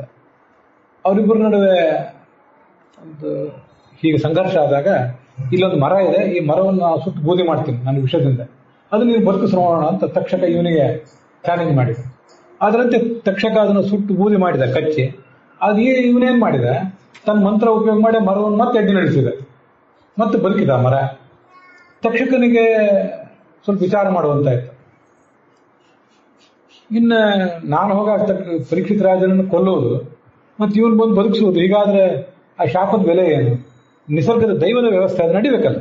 ಈಗ ಶಾಪ, ಈಗ ಸುಮ್ಮನೆ ಯಾರೋ ಶಾಪ ಕೊಡೋದು, ಇನ್ಯಾರೋ ಕೇಳೋದು, ಆ ಶಾಪನೂ ವ್ಯರ್ಥ, ಕೇಳಿದ್ದು ವ್ಯರ್ಥ ಅಂತ ಆಗಬಾರ್ದಲ್ಲ. ಅದಕ್ಕೆ ಅವನೇನು ಮಾಡಿದ, ನಿನಗೆ ಬೇಕಾದ ದುಡ್ಡಲ್ಲ ನಾನೇ ಕೊಡ್ತೇನೆ, ಇನ್ನು ಪರೀಕ್ಷಿತ ರಾಜನ ಬದುಕಿಸಬೇಡ ಅಂತ ಅವನು ಹೇಳಿದ. ಇವನಿಗೂ ದುಡ್ಡು ಬೇಕಾಗಿತ್ತು, ಆದರೆ ಅವನಿಗೊಂದು ಸಂಗತಿಯು ಗೊತ್ತಾಯಿತು. ಆ ಬ್ರಾಹ್ಮಣನಿಗೆ ಬರೇ ದುಡ್ಡಿನ ಆಸೆಗೆ ಮಾಡಿದವನಲ್ಲ, ಜ್ಞಾನಿ ಆದ್ರಿಂದ ಸ್ವಲ್ಪ ವಿಚಾರ ಮಾಡಿದ. ಜ್ಯೋತಿಷ ಎಲ್ಲ ಗೊತ್ತಿರ್ತದೆ. ರಾಜನ ಆಯುಷ್ಯ ಮುಗಿತಾ ಬಂದಿದೆ, ನಾನಲ್ಲಿ ಮಂತ್ರತಂತ್ರ ಮಾಡಿಯೂ ಉಪಯೋಗ ಇಲ್ಲ ಅನ್ನೋದು ಗೊತ್ತಾಯ್ತು. ಮರದ ಕಥೆ ಬೇರೆ, ರಾಜನ ಕಥೆ ಬೇರೆ. ಮರದ್ದು ಇನ್ನೂ ಇತ್ತು, ಆದ್ರಿಂದ ಅದೊಂದು ವೇಳೆ ಸತ್ತು ಹೋಗಿದ್ರು ಕೂಡ ಮತ್ತೆ ಅದನ್ನು ಬದುಕಲಿಕ್ಕೆ ಸಾಧ್ಯ ಆಯ್ತು. ಅನೇಕ ಜನ ಸಾವಿನ ಅಂಚಿಗೆ ಹೋಗಿ ಮತ್ತೆ ಮರಳಿ ಯಾಕೆ ಬರ್ತಿರ್ತಾರೆ ಅಂದ್ರೆ, ನಾವೇನು ತಿಳ್ಕೊಂಡಿರ್ತೀವಿ, ಅವ್ರದ್ದು ಅದೇ ಕೊನೆ ಎಂಡ್ ಅಂತ ನಾವು ತಿಳ್ಕೊಂಡಿರ್ತೇವೆ. ಆದ್ರೆ ಅದು ಹಾಗಲ್ಲ, ಅದು ತಾತ್ಕಾಲಿಕವಾದ ಅಂತ್ಯ ಅಷ್ಟೇ. ಅದನ್ನ ಮತ್ತೆ ಜೀವನಕ್ಕೆ ಬರ್ತಿರ್ತಾರೆ. ಸ್ಮಶಾನ ತಗೊಂಡು ಹೋಗೋ ತನಕ ಹಾಗೆ ಬಿದ್ದಿರ್ತಾರೆ. ಪ್ರಾಣವೇ ಹೋಗಿದೆ ಅಂತ ವೈದ್ಯರು ಡಿಕ್ಲೇರು ಮಾಡಿರ್ತಾರೆ, ಆದ್ರೆ ಮತ್ತೆ ಎದ್ದು ಬರ್ತಾರೆ. ಯಾಕಂದ್ರೆ ಹೋಗಿರೋದಿಲ್ಲ, ಏನೋ ಸ್ವಲ್ಪ ಹೆಚ್ಚು ಕಡಿಮೆ ಆಗಿರ್ತದೆ. ಆಯುಷ್ಯ ಇನ್ನೂ ಇರ್ತದೆ, ಮತ್ತೆ ಕೆಲವು ವರ್ಷ ಬದುಕ್ತಾರೆ, ಕೆಲವು ದಿನ ಆದ್ರೂ ಬದುಕ್ತಾರೆ, ಏನೋ ಇರ್ತದೋ ಅಂತೂ ಕೊನೆಯ ಒಂದು ಅಂತ್ಯ ಆಮೇಲೆ ಬರ್ತದೆ. ಆ ಮರದ್ದು ಹೆಮ್ಮರದ್ದು ಅದ ಕಥೆ ಇತ್ತು, ಅದೆಲ್ಲ ಬದುಕಲಿಕ್ಕೆ ಸಾಧ್ಯ ಆಯಿತು. ಈ ಪರೀಕ್ಷಿತಂದು ಹಾಗಿರ್ಲಿಲ್ಲ. ಇವನ ಆಯುಷ್ಯ ಮುಗಿತಾ ಬಂದಿದೆ, ಮತ್ತೆ ಇನ್ನೇನು ಉಪಯೋಗ ಬೇಡ, ದುಡ್ಡು ತಗೊಂಡು ಹೋಗ್ಬೇಡ ಅಂತ ಹೋಗಿಬಿಟ್ಟ. ಆ ಕಡೆ ಅವನು ಕಚ್ಚಲಿಕ್ಕೆ ತಯಾರಾಗಿ ನಿಂತಿದ್ದ. ಆ ಸಂದರ್ಭದಲ್ಲಿ ಪರೀಕ್ಷಿತ ಈ ಕಥೆ ಹೇಳಬೇಕು ಅಂತ ಅಲ್ಲಿಗೆ ಬಂದು ನಿಂತ್ಕೊಂಡ. ಶುಕಮುನಿ ಅಲ್ಲಿಗೆ ಬಂದ. ಶುಕಮುನಿ ಅಲ್ಲಿಗೆ ಬಂದಾಗ ಅವನನ್ನ ಇವರೆಲ್ಲರೂ ಸ್ವಾಗತ ಮಾಡಿ ಅಲ್ಲಿ ಕೂಡಿಸಿದ್ರು. ಸ್ವಾಗತ ಮಾಡಿ ಈ ರಾಜ ಹೇಳಿದ, ಇಷ್ಟೆಲ್ಲ ಋಷಿ ಮುನಿಗಳು ಬಂದಿದ್ದಾರೆ, ನನ್ನ ಅಂತ್ಯಕಾಲದಲ್ಲಿ ನನ್ನನ್ನು ಹರಸಬೇಕು ಅಂತ ಇಷ್ಟೆಲ್ಲ ಋಷಿ ಮುನಿಗಳು ಬಂದಿದ್ದಾರೆ, ನೀವು ಬಂದಿದ್ದೀರಿ, ಇದಕ್ಕಿಂತ ದೊಡ್ಡದು ಇನ್ನೇನಿದೆ? ಅದರಿಂದ ನೀವು ನನ್ನನ್ನ ಹರಸಿರಿ, ನನಗೊಂದಿಷ್ಟು ಉಪದೇಶ ಮಾಡ್ರಿ. ಆ ಈ ಬಂದದ ಋಷಿ ಮುನಿಗಳನ್ನೇ ಕೇಳ್ಕೊಂಡಿದ್ದ. ಅಲ್ಲಿ ಅನೇಕ ಜನ ದೊಡ್ಡ ದೊಡ್ಡ ಋಷಿಗಳಿದ್ರು, ಅತ್ರಿ, ವಸಿಷ್ಠ ಇತ್ಯಾದಿಗಳು. ಗೌತಮ ಇದ್ದ, ವೇದವ್ಯಾಸನೇ ಇದ್ದ, ನಾರದ ಇದ್ದ, ಯಾರು ಇರಲಿಲ್ಲ ಅಂತಿಲ್ಲ, ಎಲ್ಲರೂ ಅಲ್ಲಿ ಇದ್ದೇ ಇದ್ರು. ನೀವೇನಾದ್ರು ಉಪದೇಶ ಮಾಡ್ರಿ ಅಂತ ಇವನು ಅವ್ರನ್ನ ಕೇಳಿದ. ಅದೇ ಹೊತ್ತಿನಲ್ಲಿ ಆ ಶುಕಾಚಾರ್ಯ ಅಲ್ಲಿಗೆ ಬಂದ. ಅವನು ವಿಲಕ್ಷಣವಾದ ವೇಷ, ಅವಧೂತ ವೇಷ, ಆದರೆ ತುಂಬಾ ಅದ್ಭುತವಾದ ಸುಂದರವಾದ ಆಕೃತಿ. ಪರಶಿವನನ್ನ ವಾಮದೇವ ಅಂತ ಕರೀತಾರೆ. ವಾಮದೇವನು ಬಹಳ ಸುಂದರವಾದ ದೇವ. ಅವನು ಅನೇಕ ಸರಿ ಧ್ಯಾನಸ್ಥನಾದ ಶಿವನ ಒಂದು ಯಾವ್ದಾದ್ರು ಚಿತ್ರ ನೋಡುವುದೇ ತುಂಬಾ ಅದ್ಭುತ ಅಂತ ಕಾಣಿಸ್ತದೆ ನನಗೆ ಇವತ್ತಿಗೂ ಕೂಡ. ಎಂಥ ಮುಖದಲ್ಲಿ ಎಂಥ ನಿಶ್ಚಲತೆ, ಎಂಥ ಮೋಹಕತೆ, ಅದ್ಭುತವಾದ ಆಕಾರ. ಅವನ ಅವತಾರ ಅಂದ್ರೆ ಅದು ಹಾಗೆ, 16 ವಯಸ್ಸಿನ ತಾರುಣ್ಯ, ಯಾವತ್ತೂ ಮುಂದೆ ಹೋಗೋದೇ ಇಲ್ಲ. ಸ್ವಲ್ಪ ಕಣ್ಣು, ಎದೆ, ಅವನ ಸಣ್ಣ ನಡು, ಮತ್ತೆ ದಿಗಂಬರಂ, ವಸ್ತ್ರವೇ ಇಲ್ಲ ಮೈ ಮೇಲೆ, ಅವಧೂತ. ನಮಗೆ ನೀವು ಮರ್ಯಾದೆ ಪ್ರಶ್ನೆ, ಅವನಿಗೆ ಅದೇನೂ ಇಲ್ಲ. ವಕ್ರ ವಿಕೀರ್ಣ ಕೇಶಂ, ಕೂದಲು ಹಾಗೆ ಬೆಳೆದಿದೆ, ಮುಖದ ಮೇಲೆ ಹಣೆ ಮೇಲೆ ಹಾರಾಡ್ತಾನೆ ಇದೆ ಕೂದಲು, ಅಂತ ವಿಶಿಷ್ಟವಾದ ಆಕೃತಿ. ಮತ್ತೆ ಮುಖದ ಮೇಲೆ ಮೋಹಕವಾದ ಮುಗುಳ್ನಗೆ ಬೇರೆ. ಇದನ್ನು ಕಂಡು ಕೆಲವು ಸ್ತ್ರೀಯರು, ಅಪ್ಸರೆಯರು, ಬೀದಿ ಮಕ್ಕಳು, ಅಪ್ಸರೆಯರು ಅಂತ ವಯತಪ್ಪಿ ಬಂತ, ಅಪ್ಸರೆಯರಲ್ಲ ಅವ್ರು ಇರೋದು ಈ ಮನುಷ್ಯ ಲೋಕದಲ್ಲಿ. ಯಾರ್ಯಾರೋ ಸ್ತ್ರೀಯರು ಅವರೆಲ್ಲ ಬೆನ್ನಟ್ಟಿ ಬಂದಿದ್ರು, ಮಕ್ಕಳು ಬಂದರು. ಅವರಿಗೆ ಇವರೆಲ್ಲ ಈ ಮುನಿ ಯಾರು ಅಂತ ಗೊತ್ತಿಲ್ಲ. ಅವ್ರಿಗೇನೋ ಅದ್ಭುತವಾಗಿ ಇದೊಂದು ವಿಚಿತ್ರವಾಗಿ ಕಾಣಿಸ್ತು. ಇವತ್ತು ಜಗತ್ತಿನಲ್ಲಿ ಹುಚ್ಚ ಇಲ್ಲಾರು ಓಡಾಡ್ತಿದ್ರೆ ಜನ ಬೆನ್ನಟ್ಟಿ ಬರ್ತಿರ್ತಾರೆ, ಆ ಥರದ್ದು. ಇಲ್ಲಿ ಬಂದಾಗ ಮುನಿಗಳೆಲ್ಲ ಎದ್ದು ನಿಂತರಲ್ಲ, ಶುಕಾಚಾರ್ಯ ಬಂದು ಅವ್ರಿಗೆ ಗೊತ್ತು. ಆವಾಗ ಯಾರೋ ಬಂದವ್ರು ಮಹಾತ್ಮರು, ಹುಚ್ಚ ಅಲ್ಲ ಅಂತ ಬಂದವರಿಗೆ, ಆ ಮಕ್ಕಳಿಗೆ ಸ್ತ್ರೀಯರಿಗೆ ಗೊತ್ತಾಯ್ತು, ಅವ್ರು ಎದ್ದು ಹೊರಟೋಗ್ಬಿಟ್ರು. ರಾಜ ಅವರಿಗೆ ನಮಸ್ಕಾರ ಮಾಡಿದ, ಅವ್ರನ್ನ ಕೂಡಿಸಿದ. ನಾನು ಏನು ಮಾಡಬೇಕು ಅಂತ ಕೇಳಿ ನನಗೆ, ನಾನು ನಿಮ್ಮಲ್ಲಿ ಕೇಳ್ಕೊತೀನಿ, ಸಾಯ್ಲಿಕ್ಕೆ ಹೊರಟವನು ಏನು ಮಾಡಬೇಕು ಅದನ್ನು ಹೇಳ್ರಿ. ಇದು ಪರೀಕ್ಷಿತ ಕೇಳಿದ ಒಂದು ಪ್ರಶ್ನೆ. 7 ದಿವಸ ಇರ್ತೇನೆ. ಇದು ನಾವೆಲ್ಲರೂ ಕೂಡ ಕೇಳ್ಕೊಳ್ಬೇಕಾದ ಪ್ರಶ್ನವೇ. ಏನು ಮಾಡಬೇಕು, ಏನು ಮಾಡಬಾರ್ದು ಎಲ್ಲವನ್ನೂ ಹೇಳ್ರಿ. ನೀವು ಯಾವತ್ತೂ ಯಾರ ಮನೆಯಲ್ಲೂ ಹೆಚ್ಚು ಕಾಲ ನಿಲ್ಲೋರಲ್ಲ, ಸನ್ಯಾಸಿ ಮೊದಲೇ. ಏನೋ ಇಲ್ಲಿ ಬಂದು ನಿಂತಿದ್ದೀರಿ ಇವತ್ತು. ಆದ್ದರಿಂದ ನನಗೊಂದಿಷ್ಟು ಉಪದೇಶ ಮಾಡಿರಿ ಅಂತ ಪರೀಕ್ಷಿತ್ ಕೇಳಿದ. ಆವಾಗ ಆ ಶುಕ ಅದನ್ನು ಮುಂದೆ ಏನು ಹೇಳಬೇಕಾಗಿತ್ತು ಅದನ್ನು ಹೇಳಲಿಕ್ಕೆ ತೊಡಗಿದ್ರು. ಅಲ್ಲಿಗೆ ಆ ಮೊದಲನೇ ಸ್ಕಂಧ ಸಮಾಪ್ತ ಆಗಿದೆ. ಸರಿ, ಮೊದಲನೇ ಸ್ಕಂಧ ಶ್ರವಣ ಮಾಡಿದ್ರಿಂದ ಏನು ಫಲ ಅದನ್ನು ಪದ್ಮಪುರಾಣದಲ್ಲಿ ಹೇಳ್ತಾರೆ. ಅದನ್ನ ನಾವೀಗ ಕೇಳಬೇಕು. ಭಾಗವತದ ಪ್ರಥಮ ಸ್ಕಂಧದಲ್ಲಿ ವರ್ಣಿತವಾದ ವಿಷಯ ಕೇಳಿದ್ರೆ ಈ ಒಂದು ಫಲ ಇದೆ. ಒಬ್ಬ ರಾಜ ಶ್ರೀಕರ ಅಂತ, ಅವನಿಗೆ ಕೇಸರಿಣಿ ಮತ್ತು ಅಜ ಅಂತ ಇಬ್ಬರು ಹೆಂಡಂದ್ರು, ಅದರಲ್ಲಿ ಇಬ್ಬರು ಮಕ್ಕಳು. ರಾಜ ಮಕ್ಕಳಿಗೆ ನಾಮಕರಣ ಮಾಡಿದ, ಸ್ವಲ್ಪ ದೊಡ್ಡವರಾದ್ರು ಮಕ್ಕಳು ತೀರ್ಕೊಂಡ್ಬಿಟ್ಟ ರಾಜ. ಚಿಕ್ಕ ಹೆಂಡತಿಗೆ ಗಾಬರಿ ಆಯಿತು. ರಾಜ ಇರೋ ತನಕ ನನ್ನ ಆಟ ನಡೀತಿತ್ತು, ಇನ್ಮೇಲೆ ದೊಡ್ಡ ರಾಣಿಯ ಮಗ ಅವ್ರದ್ದೇ ಎಲ್ಲ ಆಡಳಿತ, ನನ್ನ ಯಾರು ಕೇಳ್ತಾರೆ ಅಂತ ಅವಳು ಊರೇ ಬಿಟ್ಟು ಹೋಗಿಬಿಟ್ಲು, ಎಲ್ಲೋ ಹೋಗಿಬಿಟ್ಲು. ನರ್ತನ ಗಾಯನ ಇತ್ಯಾದಿಗಳನ್ನ ಮಾಡಿಕೊಂಡು ಹೆಂಗೋ ಜೀವನ ಸಾಗಿಸ್ತಿದ್ರು. ವೇಶ್ಯೆ ಅಂತ ಒಂದು ರೀತಿ ವೇಶ್ಯನೇ ಆಗಿತ್ತು. ರಾಜನ ಮಡದಿ ಆದವಳು ವೇಶ್ಯಾಸ್ತ್ರೀ ಅಂತ ಹೆಂಗೆಂಗೋ ಬದುಕ್ತಿದ್ಲು. ಈ ಕಡೆ ಆ ದೊಡ್ಡವಳೇ ಇದ್ದಲ್ಲ, ಆ ದೊಡ್ಡವಳ ಮಗನೂ ಸತ್ತೋಗ್ಬಿಟ್ಟ. ದೊಡ್ಡ ರಾಣಿ ಸತ್ತೋದು, ದೊಡ್ಡ ರಾಣಿ ಇದ್ದಾಳೆ, ಆದರೆ ಆ ಮಗ ಸತ್ತೋದ. ಈ ಕಡೆ ಚಿಕ್ಕ ರಾಣಿ ಊರು ಬಿಟ್ಟು ಹೋಗಿದ್ದಾಳೆ. ಅವಾಗಿನ ಮಗ ಆಗ್ಬೇಕಾದ, ಮುಂದೆ ರಾಜ ಆಗ್ಬೇಕಾದವನು ಯಾರು? ಆ ಚಿಕ್ಕ ರಾಣಿಯ ಮಗನೇ. ಅವನ ಹೆಸರು ಕೀರ್ತಿಮಾನ್ ಅಂತ. ಎಲ್ಲೆಲ್ಲೋ ಸಂಚಾರ ಮಾಡ್ತಾ, ದಿಗ್ವಿಜಯ ಮಾಡ್ತಾ ಎಲ್ಲೋ ಹೋಗಿದ್ದ. ಒಂದು ಕಡೆ ಎಲ್ಲೋ ಇಳ್ಕೊಂಡಿದ್ದ. ಅವನಿರೋ ಜಾಗಕ್ಕೆ ಒಬ್ಬಕ್ಕೆ ನರ್ತಕಿ ಬಂದಿದ್ಲು, ಒಬ್ಳು ನರ್ತಕಿ. ಆ ನರ್ತಕಿಯ ಸೌಂದರ್ಯಕ್ಕೆ ಇವನು ಮನಸ್ಸು ಹೋತ. ಅವಳು ವೇಶ್ಯೆ, ಅವಳು ಸಂಘ ಮಾಡಿದ. ಮುಂದೆ ಅವನನ್ನು ನೋಡಿದ್ರು ಇಬ್ಬರು ಜ್ಞಾನಿಗಳಾದ ಬ್ರಾಹ್ಮಣರು. ಪಾಪ ನಮ್ಮ ಕಣ್ಣಿಗೆ ಕಾಣಿಸೋದಿಲ್ಲ, ಜ್ಞಾನಿಗಳ ಕಣ್ಣಿಗೆ ಕಾಣಿಸ್ತದೆ. ಪಾಪ ಮಾಡಿದವನ ಮುಖದಲ್ಲೇ ಅಂಥ ಅಮಂಗಳ ಕಳೆ ಇರ್ತದೆ. ಅದು ಅವ್ರಿಗೆ ಗೊತ್ತಾಗ್ತದೆ, ನಮಗೆಲ್ಲ ಗೊತ್ತಾಗೋದಿಲ್ಲ. ಮಾಡಿದವ್ರಿಗೂ ಗೊತ್ತಾಗೋಲ್ಲ, ನಮ್ಮ ಸುತ್ತಮುತ್ತಲವ್ರಿಗೂ ಅದು ಗೊತ್ತಾಗೋದಿಲ್ಲ. ಮಹಾಪಾಪ ಮಾಡಿದ್ದಿ, ಘೋರವಾದ ನರಕಕ್ಕೆ ಹೋಗಿ ಬೀಳ್ತೀರಿ, ನಿಮ್ಗೆ ಅವ್ರು ಏನು ಮಾಡಿದೆ ಅಂತ. ಆವಾಗ ಅವರಂದ್ರು, ನಾವೇನು ನಮ್ಮ ಬಾಯಿಂದ ಹೇಳೋದಿಲ್ಲ, ನಿನ್ನೆ ರಾತ್ರಿ ಏನು ಮಾಡಿದೆ ಅಲ್ಲೇ ಹೋಗಿ ಕೇಳು. ಆಮೇಲೆ ಇವನೇನು ಮಾಡಿದ, ಕೈಯಲ್ಲಿ ಖಡ್ಗ ತಗೊಂಡು ಅವಳ ಹತ್ರ ಹೋದ. ಅವಳ ಹತ್ರ, ಆ ಸ್ತ್ರೀ ಹತ್ರ ಹೋದ. ಅದೇ ಕಾರಣ ಇದ್ದಿರಬೇಕು ಅಂತ ಅವನಿಗೆ ಊಹೆ ಆಯಿತು. ನೀನು ಯಾರು ಹೇಳು ಅಂತೆಲ್ಲ ಅವಳನ್ನು ಬೆದರಿಸಿದ. ಅವಳು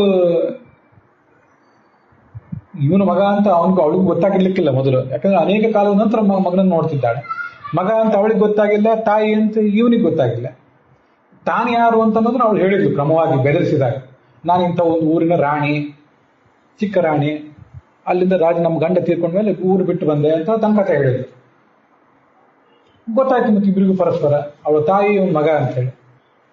ತಾಯಿ ಗಮನ ಮಾಡಿದ ಮಾತೃ ಗಮನ ದೋಷ, ತಾಯಿಗಂಡತನ ಮಾಡಿ ದೋಷ ಬಂದ್ಬಿಡ್ತು ಅವನಿಗೆ. ಬಹಳ ಸಂಕಟ ಆಯ್ತು. ಮುಂದೆ ಏನು ಮಾಡಿದ್ರು, ಇಬ್ರು ಸೇರಿ ತೀರ್ಥಯಾತ್ರೆ ಮಾಡಿದ್ರು. ಯಮುನಾ ನದಿಗೆ ಹೋದ್ರು, ಯಮುನಾ ನದಿ ತೀರಕ್ಕೆ. ಅಲ್ಲಿ ಯಾರೋ ಭಾಗವತದ ಪ್ರವಚನ ನಡೆಸಿದ್ರು. ಮೊದಲನೇ ಸ್ಕಂದದ ಪ್ರವಚನ ನಡೀತಾ ಇತ್ತು. ಅದನ್ನು ಕೇಳ್ತಾ ಇದ್ದಂತೆಯೇ ಅದು ಶ್ರವಣದ ಫಲದಿಂದ ಇಬ್ಬರು ತಮ್ಮ ದೇಹ ಕಳ್ಕೊಂಡ್ರು, ಪಾಪವನ್ನು ಕಳ್ಕೊಂಡ್ರು, ಸದ್ಗತಿಯನ್ನು ಪಡೆದ್ರು. ಇದು ಆ ಮೊದಲನೇ ಸ್ಕಂದದ ಶ್ರವಣದ ಫಲ. ಇಂಥ ಪಾಪಗಳನ್ನು ಕಳೆಯುವ ಶಕ್ತಿ ಇದೆ ಭಾಗವತಕ್ಕೆ ಅಂತ ಅದು ತಾತ್ಪರ್ಯ.